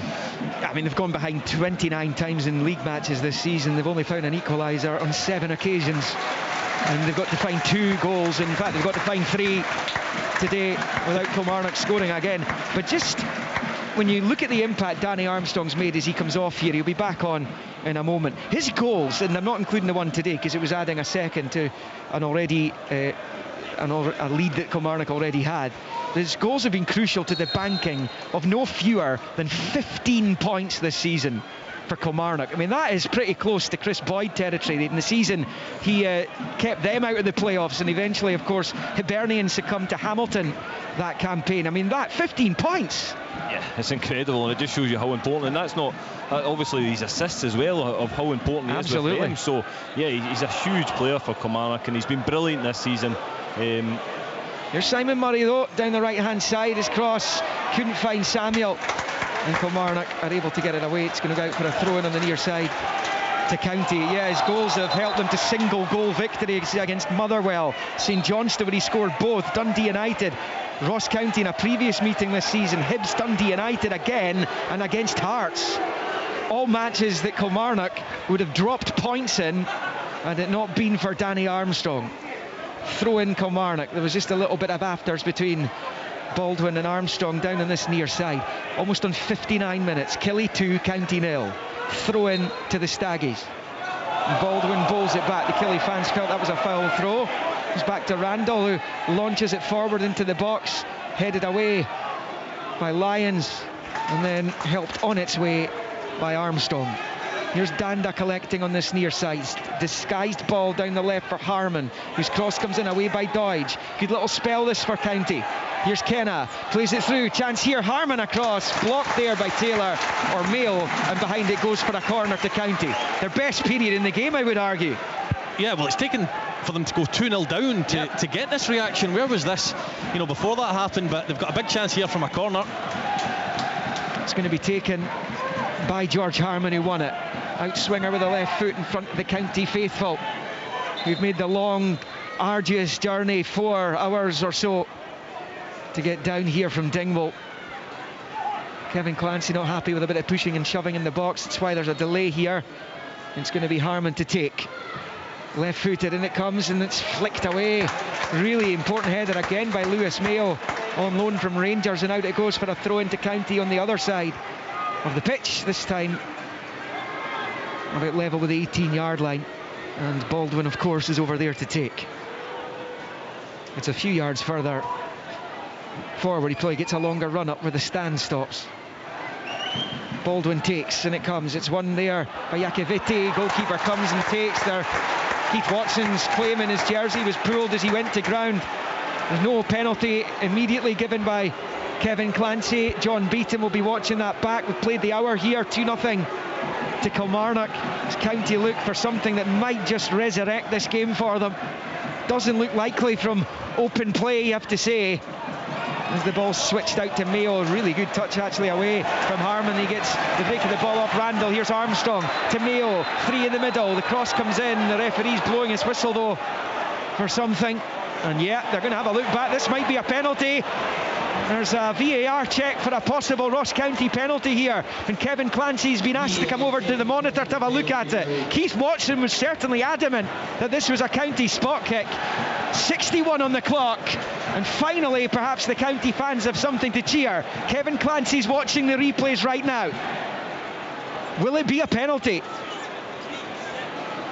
Watson was furious that this wasn't spotted by Clancy. It looks like a penalty, doesn't it? 2 hands. Here he goes, County penalty, a possible route back in for the Staggies. They need to win this game to be assured of Premiership football next season. And here they have a possible lifeline in Ayrshire as we approach 62 minutes. I mean, crazy decision from the defender. No need to do that. Watch.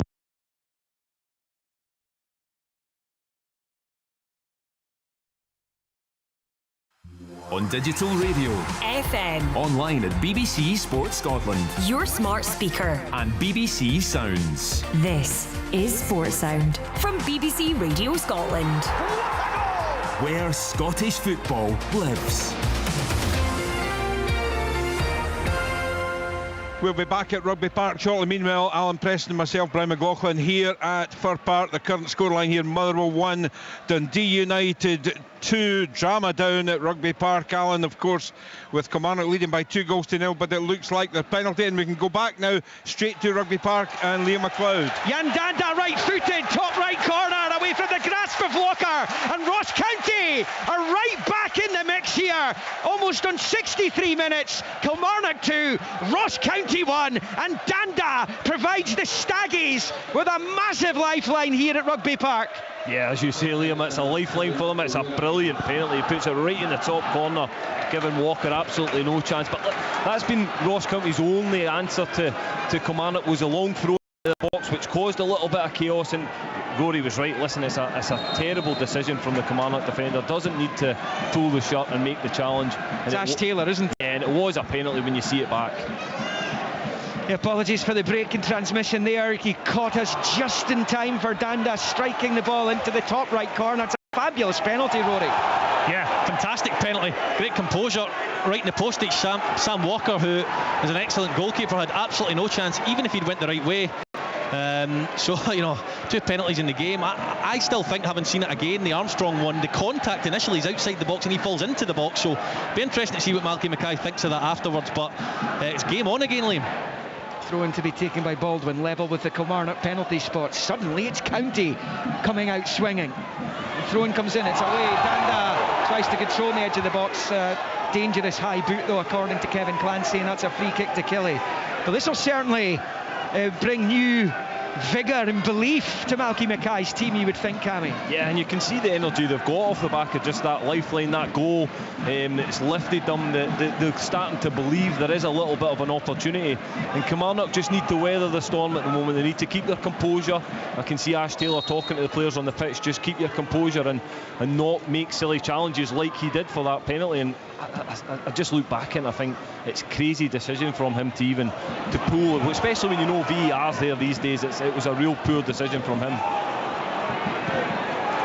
Here come County down the right hand side with Randall.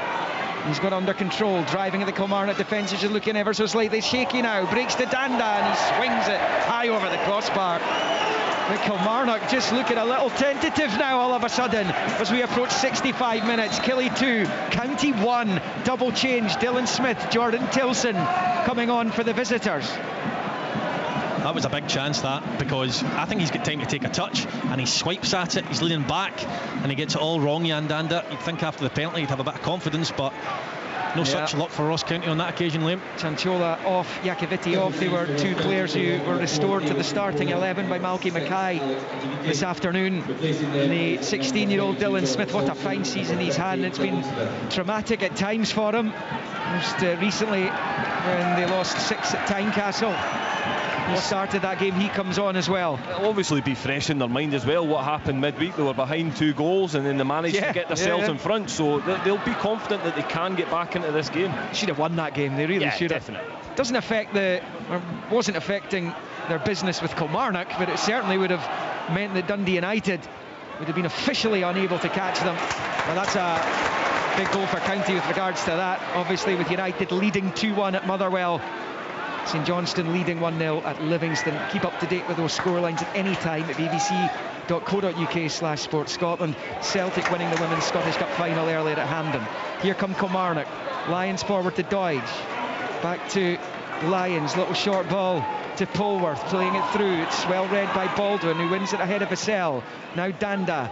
Long ball looking for Murray. The header is clear. There's a little bit of anxiety amongst the Kilmarnock supporters right now as Armstrong is fouled on this near side by Alura Edwards, who come on for Ross County in one of their other changes. And it will be a free kick to Killie down this near side. It will allow them just to settle things down a little bit, because there's a little bit of head swimming going on for those in the blue and white right now. Yeah, it was always going to be an interesting time, this part of the match.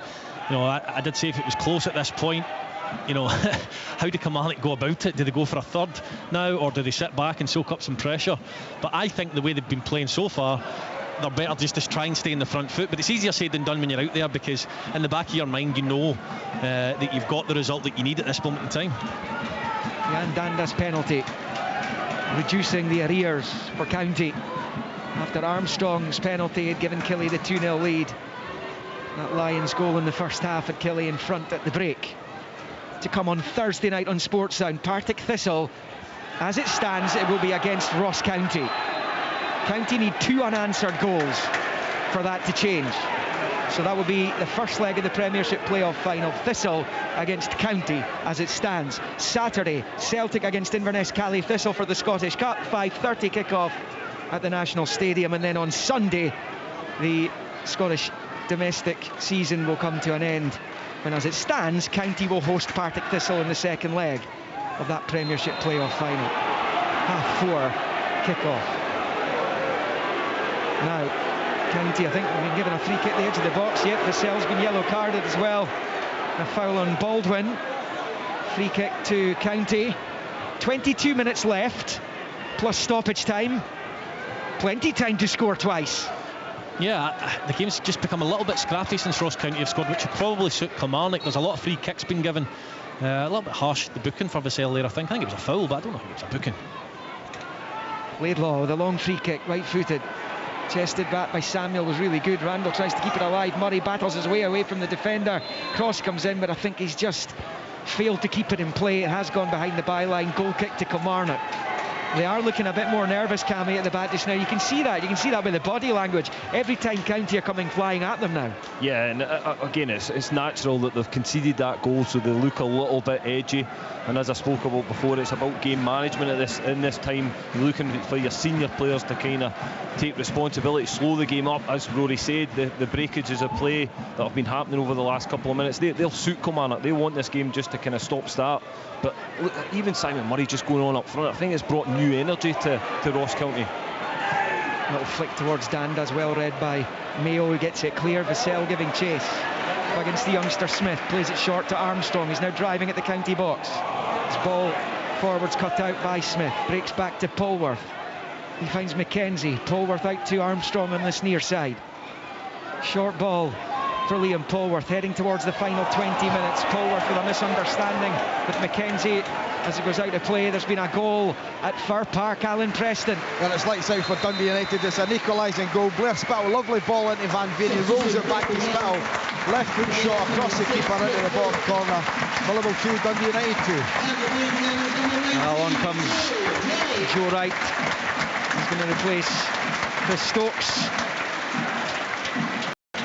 And let's get to McDermott Park and Tyrone. Yeah, and there's been another goal here. It's another goal for the home side. It came from the penalty spot, a spot kick that was awarded when James Brown was fouled in the box. It was Chris Kane who dusted himself down, stepped up and lashed it into the net to make it St Johnstone 2, Livingston 0. Right, so Dundee United going down today.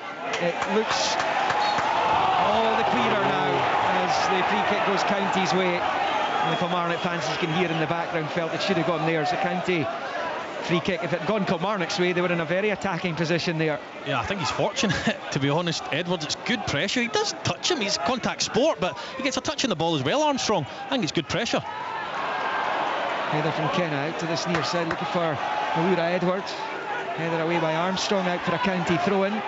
County have got 19 minutes left to score twice and to stay out of the playoffs. Kilmarnock with their heads above the waterline. But the sands of time are ebbing away from Ross County here at Rugby Park. Baldwin will take the throw-in. This time he goes short to Danda. Back to Baldwin. Takes it into his stride, looks up to a delicate chip ball forward, cut out by Doidge, and then there's an obstruction there. Baldwin and Mackenzie, the ref, is back to that actually. Long ball from Randall into the Kilmarnock box is flicked away by Chambers. Brilliant touch by Armstrong. That just takes the pressure off. He's found Polworth. It goes long.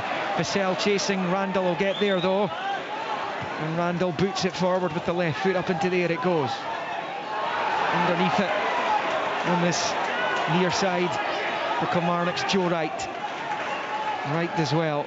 And then eventually breaks to Awura. He gets it into the path here of Kenna at the edge of the Kilmarnock box. He's inside the area now, looking for support. Anyone would do for him. Nobody offering themselves. And then Awura eventually does on this near side, the left angle of the box. Gets it back. He's at the edge of the area. Can he get a shot away? No, he can't. In the way there as it comes back towards the goalkeeper was Lyons, who's in a really good position there to prevent County from getting a shot away at the edge of the box. 72 played. Killie 2, County 1. Yeah, it's great from Sam Walker again. He just takes complete command. The high ball into the box, and there was only one thing in his mind, was come and collect that ball. I think Ash Taylor's took us over in the head in the meantime, but yeah, it was good defending from Kilmarnock, but a bit better play from Ross County as well. They're moving the ball around and trying to work that shot, and they just couldn't quite get the last piece of the jigsaw. Yeah, we're getting to that point now though, Rory, where County just have to go for broke. I mean, we're heading towards the final 15 minutes.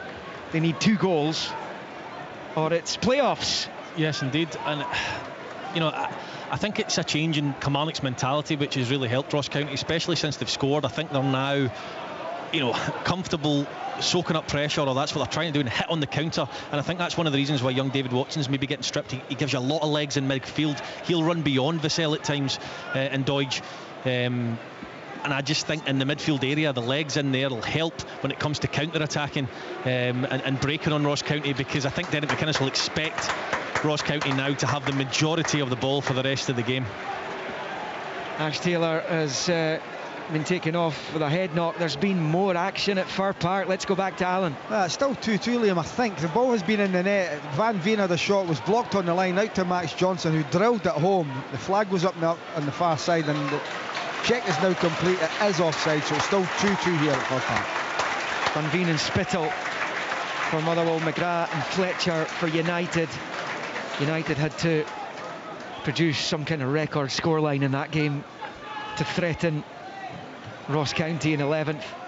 There was a period there, United 2-1 up and County were 2-0 down early in the second half, where you thought another goal or two for Kilmarnock could cause County problems, as Sam Walker dives in the ball to the delight of the Kilmarnock fans from that long ball forward for County. 74.5 minutes played, and it remains 2-1 to Killie here.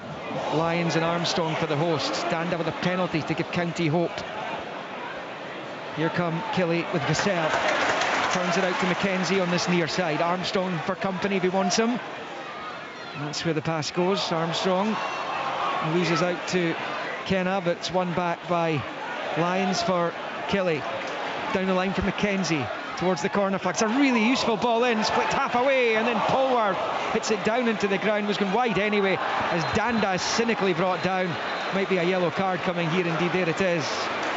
And there's a yellow and a free kick for County. I don't think against one of those you can't complain about it. No, it was very cynical foul, that one. Just knew what he was doing. County trying to get away in the counter-attack, but it was a half chance for Polworth. I've seen him hit them better than that and fly into the back of the net. But yeah, Kilmarnock have still got that threat going forward. Long ball forward towards the edge of the box. Taylor nods it down and gets it half away. Danda heads it back towards the Kilmarnock box. One in the air by Lyons. Here is Keith Watson on the far side. Showed too much of it to McKenzie. And out for a throw-in. Malky Mackay down there chatting with Don Cowie and Scott Thompson. Is there a way back for County? As Cammy rightly pointed out earlier, they came from 2-0 down against St Johnstone in midweek. Looked as though they were going to win that one 3-2 before that late Ryan McGowan equaliser. Long throw-in into the Kilmarnock box. Headed clear. County battling for it, but it's Kilmarnock who emerge with it at the edge of their own penalty area. It's turned out to that left-hand side. Long ball looking for Kyle Vassell. Vassell almost got there. Randall gets there first and pops it out into the main stand for a throw-in on this near side to Kilmarnock, who ease any tension at the other end of the pitch there. 76.5 on the clock. Killy 2, County 1. Such an advantage to have in your team, Vassell. He's an out ball. You see there, he doesn't even get on the end of it properly, but he does enough to force a throw in high up the pitch. And at times when you're under pressure, just to be able to kick the ball up the park and then get a throw in, thanks to his work rate and his strength, is priceless. And that's a great turn down this right hand side by Vassell, and he's won his team a corner. Perfect striker play as far as taking the pressure away from your defence. And it's going to be a Killy corner. When they went 2-0 up early in the second half, he felt that was it. It may well be that is it, but if they score now, leave County needing 3, that would be done. Here comes the corner. It's headed back down across the penalty area by Doidge up to the right hand side of the box from the left where the corner came from. In from Armstrong again, headed half away. Polworth takes it down, plays it to Vassell, takes a touch, shoots, and it's blocked. Back to Vassell. His effort's blocked again, then with a header, he scores!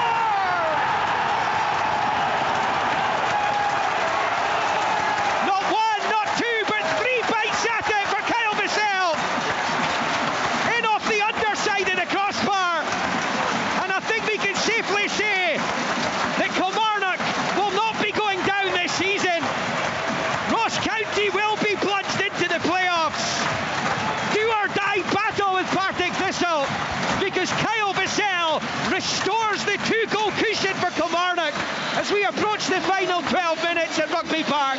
It's Killy 3, County 1. Well, you have to say that over the piece they thoroughly deserve it. Kyle Vassell won the throw-in, Kyle Vassell won the corner, Kyle Vassell won the second ball, he won the header, and it's the header that finds the back of the net to make it 3-1. He's been brilliant all day, he deserves his goal, and it looks like he's retained Kilmarnock status in the Premier League for another year. Yeah, I mean, Rugby Park's just exploded there. You can hear the reaction of the crowd. It's brilliant. And as Rory said, listen, Kyle Vassell, the amount of work he puts in, how effective he is for Kilmarnock, he absolutely deserves that goal. And it was a brilliant header in the end up. Well, County will have that opportunity to stay up themselves, but against that rampant Partick Thistle side, it is swept away Queen's Park and Ayr United with aplomb in the quarters and semis as County come forward. The cross ball comes in, it's headed away by Wright, picked up by McKenzie, and he can get Killy away again here down the left. He's lobbed it forward down the left hand side for Doidge, keeps it in play, faced by Baldwin. Doidge rolling it back. They'll be quite happy to take their time over this just now. Derek McInnes and Tony Docherty down at the edge of their technical area below us. We're going to be making a change shortly. David Watson, who the Killy fans thought was suspended today, is going to come on. Victor Laturi is going to come on for County as well. It's difficult for Malky Mackay to... I mean, he must already be thinking about Partick Thistle. The last 10 minutes here, I mean, the one thing he won't want is his team conceding another couple of goals, because then their confidence really would be shattered going into that tie against the free-scoring Jags. Danda goes down, no free kick, but it's picked up in this left-hand side by Owura Edwards. Level with the penalty spot, wins the corner. But that's just taking the wind right out of any possible optimism that Kilmarnock had going into the closing stages of this one. I think Derek McInnes, you know, young David Watts been standing there for what feels like an absolute eternity, but I think Derek McInnes realised that Kilmarnock had a good spell of pressure, we're getting a little bit of momentum back, and a potential third goal was coming, so that's maybe why he's still standing there now, but they'll need to get one soon. I think next, I was going to say next break and play, when there's a lengthy break and play here, perhaps it's to wait and see what's going to happen here, to change the substitution, because they've got a man down inside their own penalties. It's Brad Lyons that's down, Cammy. Yeah, I think it is Brad Lyons, and I was watching Derek McInnes' reaction. He was telling him to get up because obviously there's a corner against him, but I think he's actually took a soul when I seen Rory McKenzie signalling that he's going to need substituted. So yeah, but as Rory said, young Watson's been standing there for what it looks like it's been an eternity. The atmosphere in here today has been absolutely phenomenal. The fans are in full voice, as you'll hear in the background at the moment, but listen, what a turnout from the Kilmarnock fans again, back in their side. I was talking to you about it before the game today, Cam. 81 minutes played here, 3-1 to Kilmarnock. That game against Rangers here 4 years, it's scary to think it was 4 years ago where they sealed third. But I haven't heard Rugby Park like that, you know, in its current guise with the modern stands here. I'm sure back in the day when they had bigger crowds and the terracing all the way around was different, but as far as an atmosphere, a bombastic atmosphere inside Rugby Park, I haven't heard it as loud as I did that day. No, listen, it's been incredible, and the support that they're giving the team, and they needed it today. I think they've used the energy off of the crowd and they've produced a performance on the pitch as well. But I've been fortunate enough to be at some good moments. Their Grove game last year, to get them up, it was an amazing atmosphere that day. But listen, this is the crowd that Kilmarnock should be demanding all the time. They're a big club, and they can be. Listen, Derek McInnes has spoke about this, saying that 10 is a good position this season, but they need to build on that next season. They need to become better and get themselves trying to become that top 6 team again. Danny Armstrong gets the standing ovation. His season's performance is deserved. Gets a hug from his manager as well, and from Tony Docherty and Paul Sheeran down below us. What a campaign he's had. He's replaced by Watson. Corner County, Danda to take, 82.5 on the clock. Roll back to the left angle of the box for Owura Edwards. Back to Danda. The County number 10. Left-footed cross is good. Met by Murray at the back post, but he lost his bearings. He has his head in his hands, and that goes behind for the goal kick. Another goal at Fir Park. Alan Preston. It's 3-2 to Motherwell now, and it just sums Dundee United's season up. They're conceding goals for fun. Graham's got the ball under no pressure. He boots it out for a throw-in. The throw-in's quickly taken. It's found Furlong. He whips it to the back post, and there's Max Johnson, denied a few minutes ago for an offside goal. Not this time. Great header into the back of the net. 3-2, 83 minutes in the clock. Well, sums up their season indeed. Dundee United will be relegated. A second relegation in 7 years. It's simply not good enough for that club, and the supporters will have to come to the realisation pretty quickly that it will be championship football for them again after a 3-year return to the Scottish Premiership. They were out of the top flight for 4 seasons last time around, and it's a third relegation in the space of less than 30 years. Meantime, Kilmarnock down this right-hand side as they try and play the clock down. Brad Lyons with a good run. He's won the throw-in as well, down by the corner flag as we tick towards 84 minutes here. Kilmarnock leading by 3-1. St Johnstone 2-0 up on Livingston and McDermott. And there's a lovely little nutmeg there by Liam Polworth down on this near side. I'll have enjoyed that. It breaks Vassell's way. It's his goal that has ensured there's no question of a nervy finish here at Rugby Park for the home team. There's been some fantastic performances in that Kilmarnock team. Kyle Vassell, Luke Chambers has been a bit quiet in the second half, but he was a real threat in the first. Danny Armstrong, when he was on the pitch, was outstanding in the second half especially. Brad Lyons has been very good as well. Not one failure on that side today. 2 years and 4 days from their relegation at the hands of Dundee in that playoff final in May 2021. Kilmarnock will be consolidating their promotion a year ago. The battle with Arbroath that Cammy was talking about, that goes out to play for a throw-in on this near side. Alex Samuel came off incidentally. Ross County, Victor Laturi replacing him. Almost on to 85 minutes. I didn't quite hear the official attendance there. It was 8,301, I think. So over 8,000 inside Rugby Park. I know Derek McInnes would just love it to be like that more often. That's the thing. It makes a difference to the team as well. 100%. It gets behind, you know, you walk out to that atmosphere and things. As a player, it lifts you. So if they can get that on a more regular basis, you know, it would make a real difference to the results as well. Although maybe not at home. They've been pretty good at home right now. They have been. No, they have. They're a mid-table in the home table for the Premiership this campaign. This could be another win, of course. I mean, if they replicated the away form here, it would be lights out for them. It's as simple as that.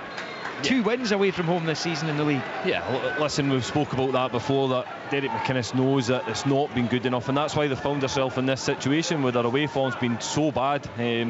As you say, 2 wins, and them 2 wins have actually came recently. So it's been poor for a long time this season, and they need to sort that out next year. They need to travel much better and pick up a lot more points on the road to progress as a club. I'm sure he's scratching his head, Derek McInnes, about it. So went to Tynecastle, won in the League Cup, went to Tannadice, won in the Scottish, and then went back to Tannadice during the week with that 3-0 victory. Yeah, and I think he's done everything. I think they've went and trained over at Largs and tried different things to try and rectify, and it's just not happened. But I'm sure he'll look at options for next season of how they make sure they pick up enough points away from home and don't end up in a position like this. Training away from home, I've never heard of that one before, to try and fix a poor away form. And find some grass. There are Kilmarnock with Polworth over on the far side. Rugby Park has saved them. It's not unusual for a team to have a better home record than away, of course. And there's Kelly with Polworth on the far side. He loses out. It'll be a free kick going against him over there as he brought Tilson crashing to the ground. Almost an 87. Kilmarnock 3, Ross County 1, Motherwell 3, Dundee United 2, and St Johnstone 2, Livingston 0. The final few minutes of the 22-23 Premiership season are upon us. And just those 2 playoff legs in the Scottish Cup final to play in the domestic season. Of course, Sportsound will be with the national team next month. I think the squad's named tomorrow, actually, for Norway and Georgia. Long ball for County from the free kick from Dan down the halfway line, and comes all the way through to Sam Walker, who holds on. Killie 3, County 1. Malky Mackay must be concerned about this performance today. They've looked absolutely clueless going forward. All they've had is set pieces, long throw-ins into the box. Again, it's another free kick to send all their players up, but there's nothing about it. It's just a ball into the box. And yeah, listen, I think he'll be very concerned going into them playoff games, especially the form that Partick Thistle are showing at this moment in time. Triple change coming up for Killie in a moment. Blair Alston, I see, is going to get a chance to come on, the man who scored the clincher a year ago against Arbroath here, as Taylor is fouled by Tilson, and that's just frustration from a County point of view. Free kick to Kilmarnock as we head into the final seconds of the game. We're in the last minute and a half of the 90, just about here, and Cameron, Alston and Robinson are all going to come on for Kilmarnock. Christian Doidge will come off. Last game for Killie on loan from Hibs. I'm not sure if there's a deal to be done there. The other changes for Killie are being made just now as well. First it's Doidge off, Innes Cameron replaces him. On comes Scott Robinson. Second spell at the club for the former Hearts and Livingston player. Part of that Livy squad, wasn't he? He came up through the playoffs. And the other change will see Blair Alston replace Liam Polwell. And Blair Alston getting the final couple of minutes of the season. So now, for Ross County, attention will turn to Partick Thistle, who've only lost once in 17 games under Chris Doolan. and they're scoring at will, scoring good goals as well. Got an experienced team. Tiffany, Graham, young Kyle Turner's done exceptionally well. Got Kevin Holt and Aaron Muirhead, two experienced players at the back, and it's difficult to say who's going to come through that one. Well, you could potentially argue the bookies will make Partick Thistle favourites, given the form they're in and given the goals they're scoring. Yeah, and the goals that Ross County are conceding here recently as well. They've conceded a number of goals, Ross County, in recent weeks. So I think the form that Partick Thistle are in, I said before that Malky will be worried, especially after this performance today. He was looking for a big performance in a big game, and they've not delivered that today at all. 7 minutes of injury time. I think everyone could be done without that. Killie are already there. I think that will give the bar staff at the Park Hotel across the road time to prepare for the influx of 9,000 people, Liam. Yes indeed. Done a good job out there, by the way, on a nice day. Don't get too many of them in Ayrshire, to be fair. It has been a nice sunny afternoon, and the Kilmarnock fans have enjoyed it, that's for sure. It was out to play for a throw-in over on the far side, but in the first of those added minutes, Partick Thistle have scored 16 goals in those 4 playoff games. They finished 4th in the championship. Quite incredible. Yeah. Danda crosses in for County, it's flicked away out to this near side. Little ball up the line, finds Blair Alston, helps it on its way to Robinson, and he's just holding off Smith as he plays it back to Mackenzie, and Mackenzie's ball goes out of play for a throw in on this near side. He's shaking his head, he'll be celebrating shortly, and I think Derek McInnes said it before, if someone had offered him the 40 points before a ball was kicked this season, he would absolutely have taken it, because teams that finish on 40 points don't get relegated. Cali Thistle are the most unlucky side in top flight history when they went down with, I think it was 36 points they amassed, yet they went down. It was the first of their relegations. Standa swings the cross ball in for County, and it's headed away by Wright, only as far as Awura Edwards. And this near side gets away from one, then spins and pirouettes and wins the corner off Mackenzie. County corner on this near side. Killie 3, County 1. The full-time whistles will be going shortly here, and of course in the other matches taking place this afternoon as the Premiership winds up. 3-2 Motherwell against Dundee United, and 2-0 to St Johnstone against Livingston. Post-match reaction from the games to come as Danda swings the ball in, beaten away by Walker with both fists. Turi picks up, he's the most withdrawn of the outfield players as he launches it forward, and it goes behind for the goal kick. And that, in microcosm, is Ross County's really poor performance here at Rugby Park this afternoon. It stays Killie 3, County 1 in second half injury time now, which is 2.5 minutes old. Yeah, and again Sam Walker just taking responsibility, coming out and a big punch away, and as you said, Liam, that kind of ball into the box sums up Ross County's afternoon. It's been very wasteful. They've not created a lot. As I said, it's been down to set pieces, long throw-ins. That's the only way they've threatened the Kilmarnock goal. So yeah, they've been very poor today. It's all over at Fir Park. Dundee United have been officially relegated from the Premiership. A second relegation in 7 years for one of Scottish football's behemoths. They've been reduced to second-tier football again, though. Dundee United in the Championship. 4 years it took them to get out of that last time. Here's Laturi for County, crossing in. Flashes across the face of Walker's goal, kept in play by Edwards. Now it's with Danda, the left angle of the box, forced back the way, passes it infield to Randall. He finds Danda, who rolls it along the deck out to the near side for Awura. He's away from Lyons, looks up, low ball back towards Kenna. Brilliantly read there. And it's cleared, it was Watson. He's so sharp, Awura, but sometimes his legs go quicker than his body, and I'm not quite sure he knows what he's doing at times, but he's made a bit of a difference, to be fair, injecting a little bit of pace and things, staking his claim for a place for the 2 playoff legs. It's Kilmarnock in possession with Mackenzie on this near side, which is going to roll out for a County throw-in midway inside their own half. Killie 3, County 1. Rory Mackenzie picks up a cheap yellow card. He's one of the most booked players in the league, Rory Mackenzie, and there's another one. Yellow for the Kilmarnock veteran. I say veteran, he's only, what, 28, 29? I don't know why he did that, though. Strange decision. Yeah. I mean, he was going to get back in, and it was almost like he wanted to be booked. She's just used to it. Well, true. Murray to the overlapping Edwards down by the byline, rolls it back to Danda. It's offside. Yeah, flag goes up. It's all over in Perth. St Johnstone beating Livingston by 2-0. So Stephen McLean's first game as full-time Saints boss begins with a victory. And that's a fine way for them to finish off the campaign. They, of course, couldn't go up or down.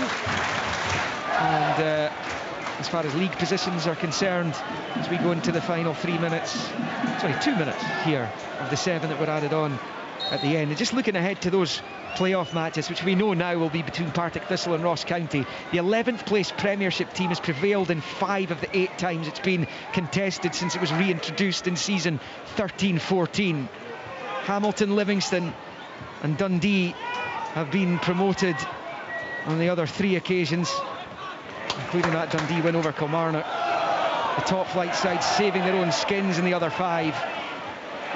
Do County have the wherewithal to save their skins when they go up against the Glasgow team over the 2 legs? The ball back from Baldwin almost went Cameron's way, cleared by Laidlaw. Rory Loy can't really separate the two. Cammy, what are you thinking? Who comes through that playoff between County and Thistle? Yeah, I think it's going to be really, really tight. But I think the form that Partick Thistle are in at the moment, they've got a new manager in, a relatively new manager in. He's put his own marker on it, and they've been winning games of football for me consistently. Ross County today, their showing today has been really poor, so they'll need to show a lot more in them playoff games to get through them.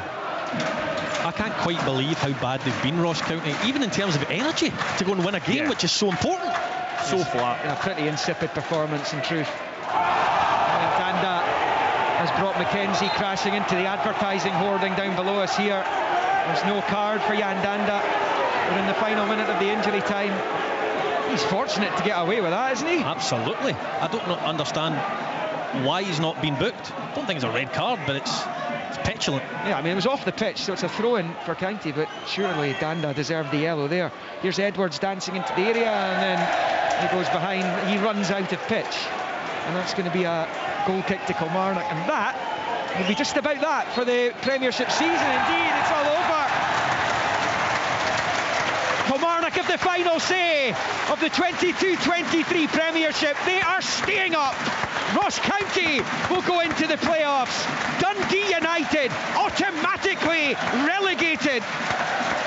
What a soul-destroying day for them, and a heartwarming day for Killie. The blue and white sea around us here celebrate a 3-1 victory. Lions with the opening goal in 36.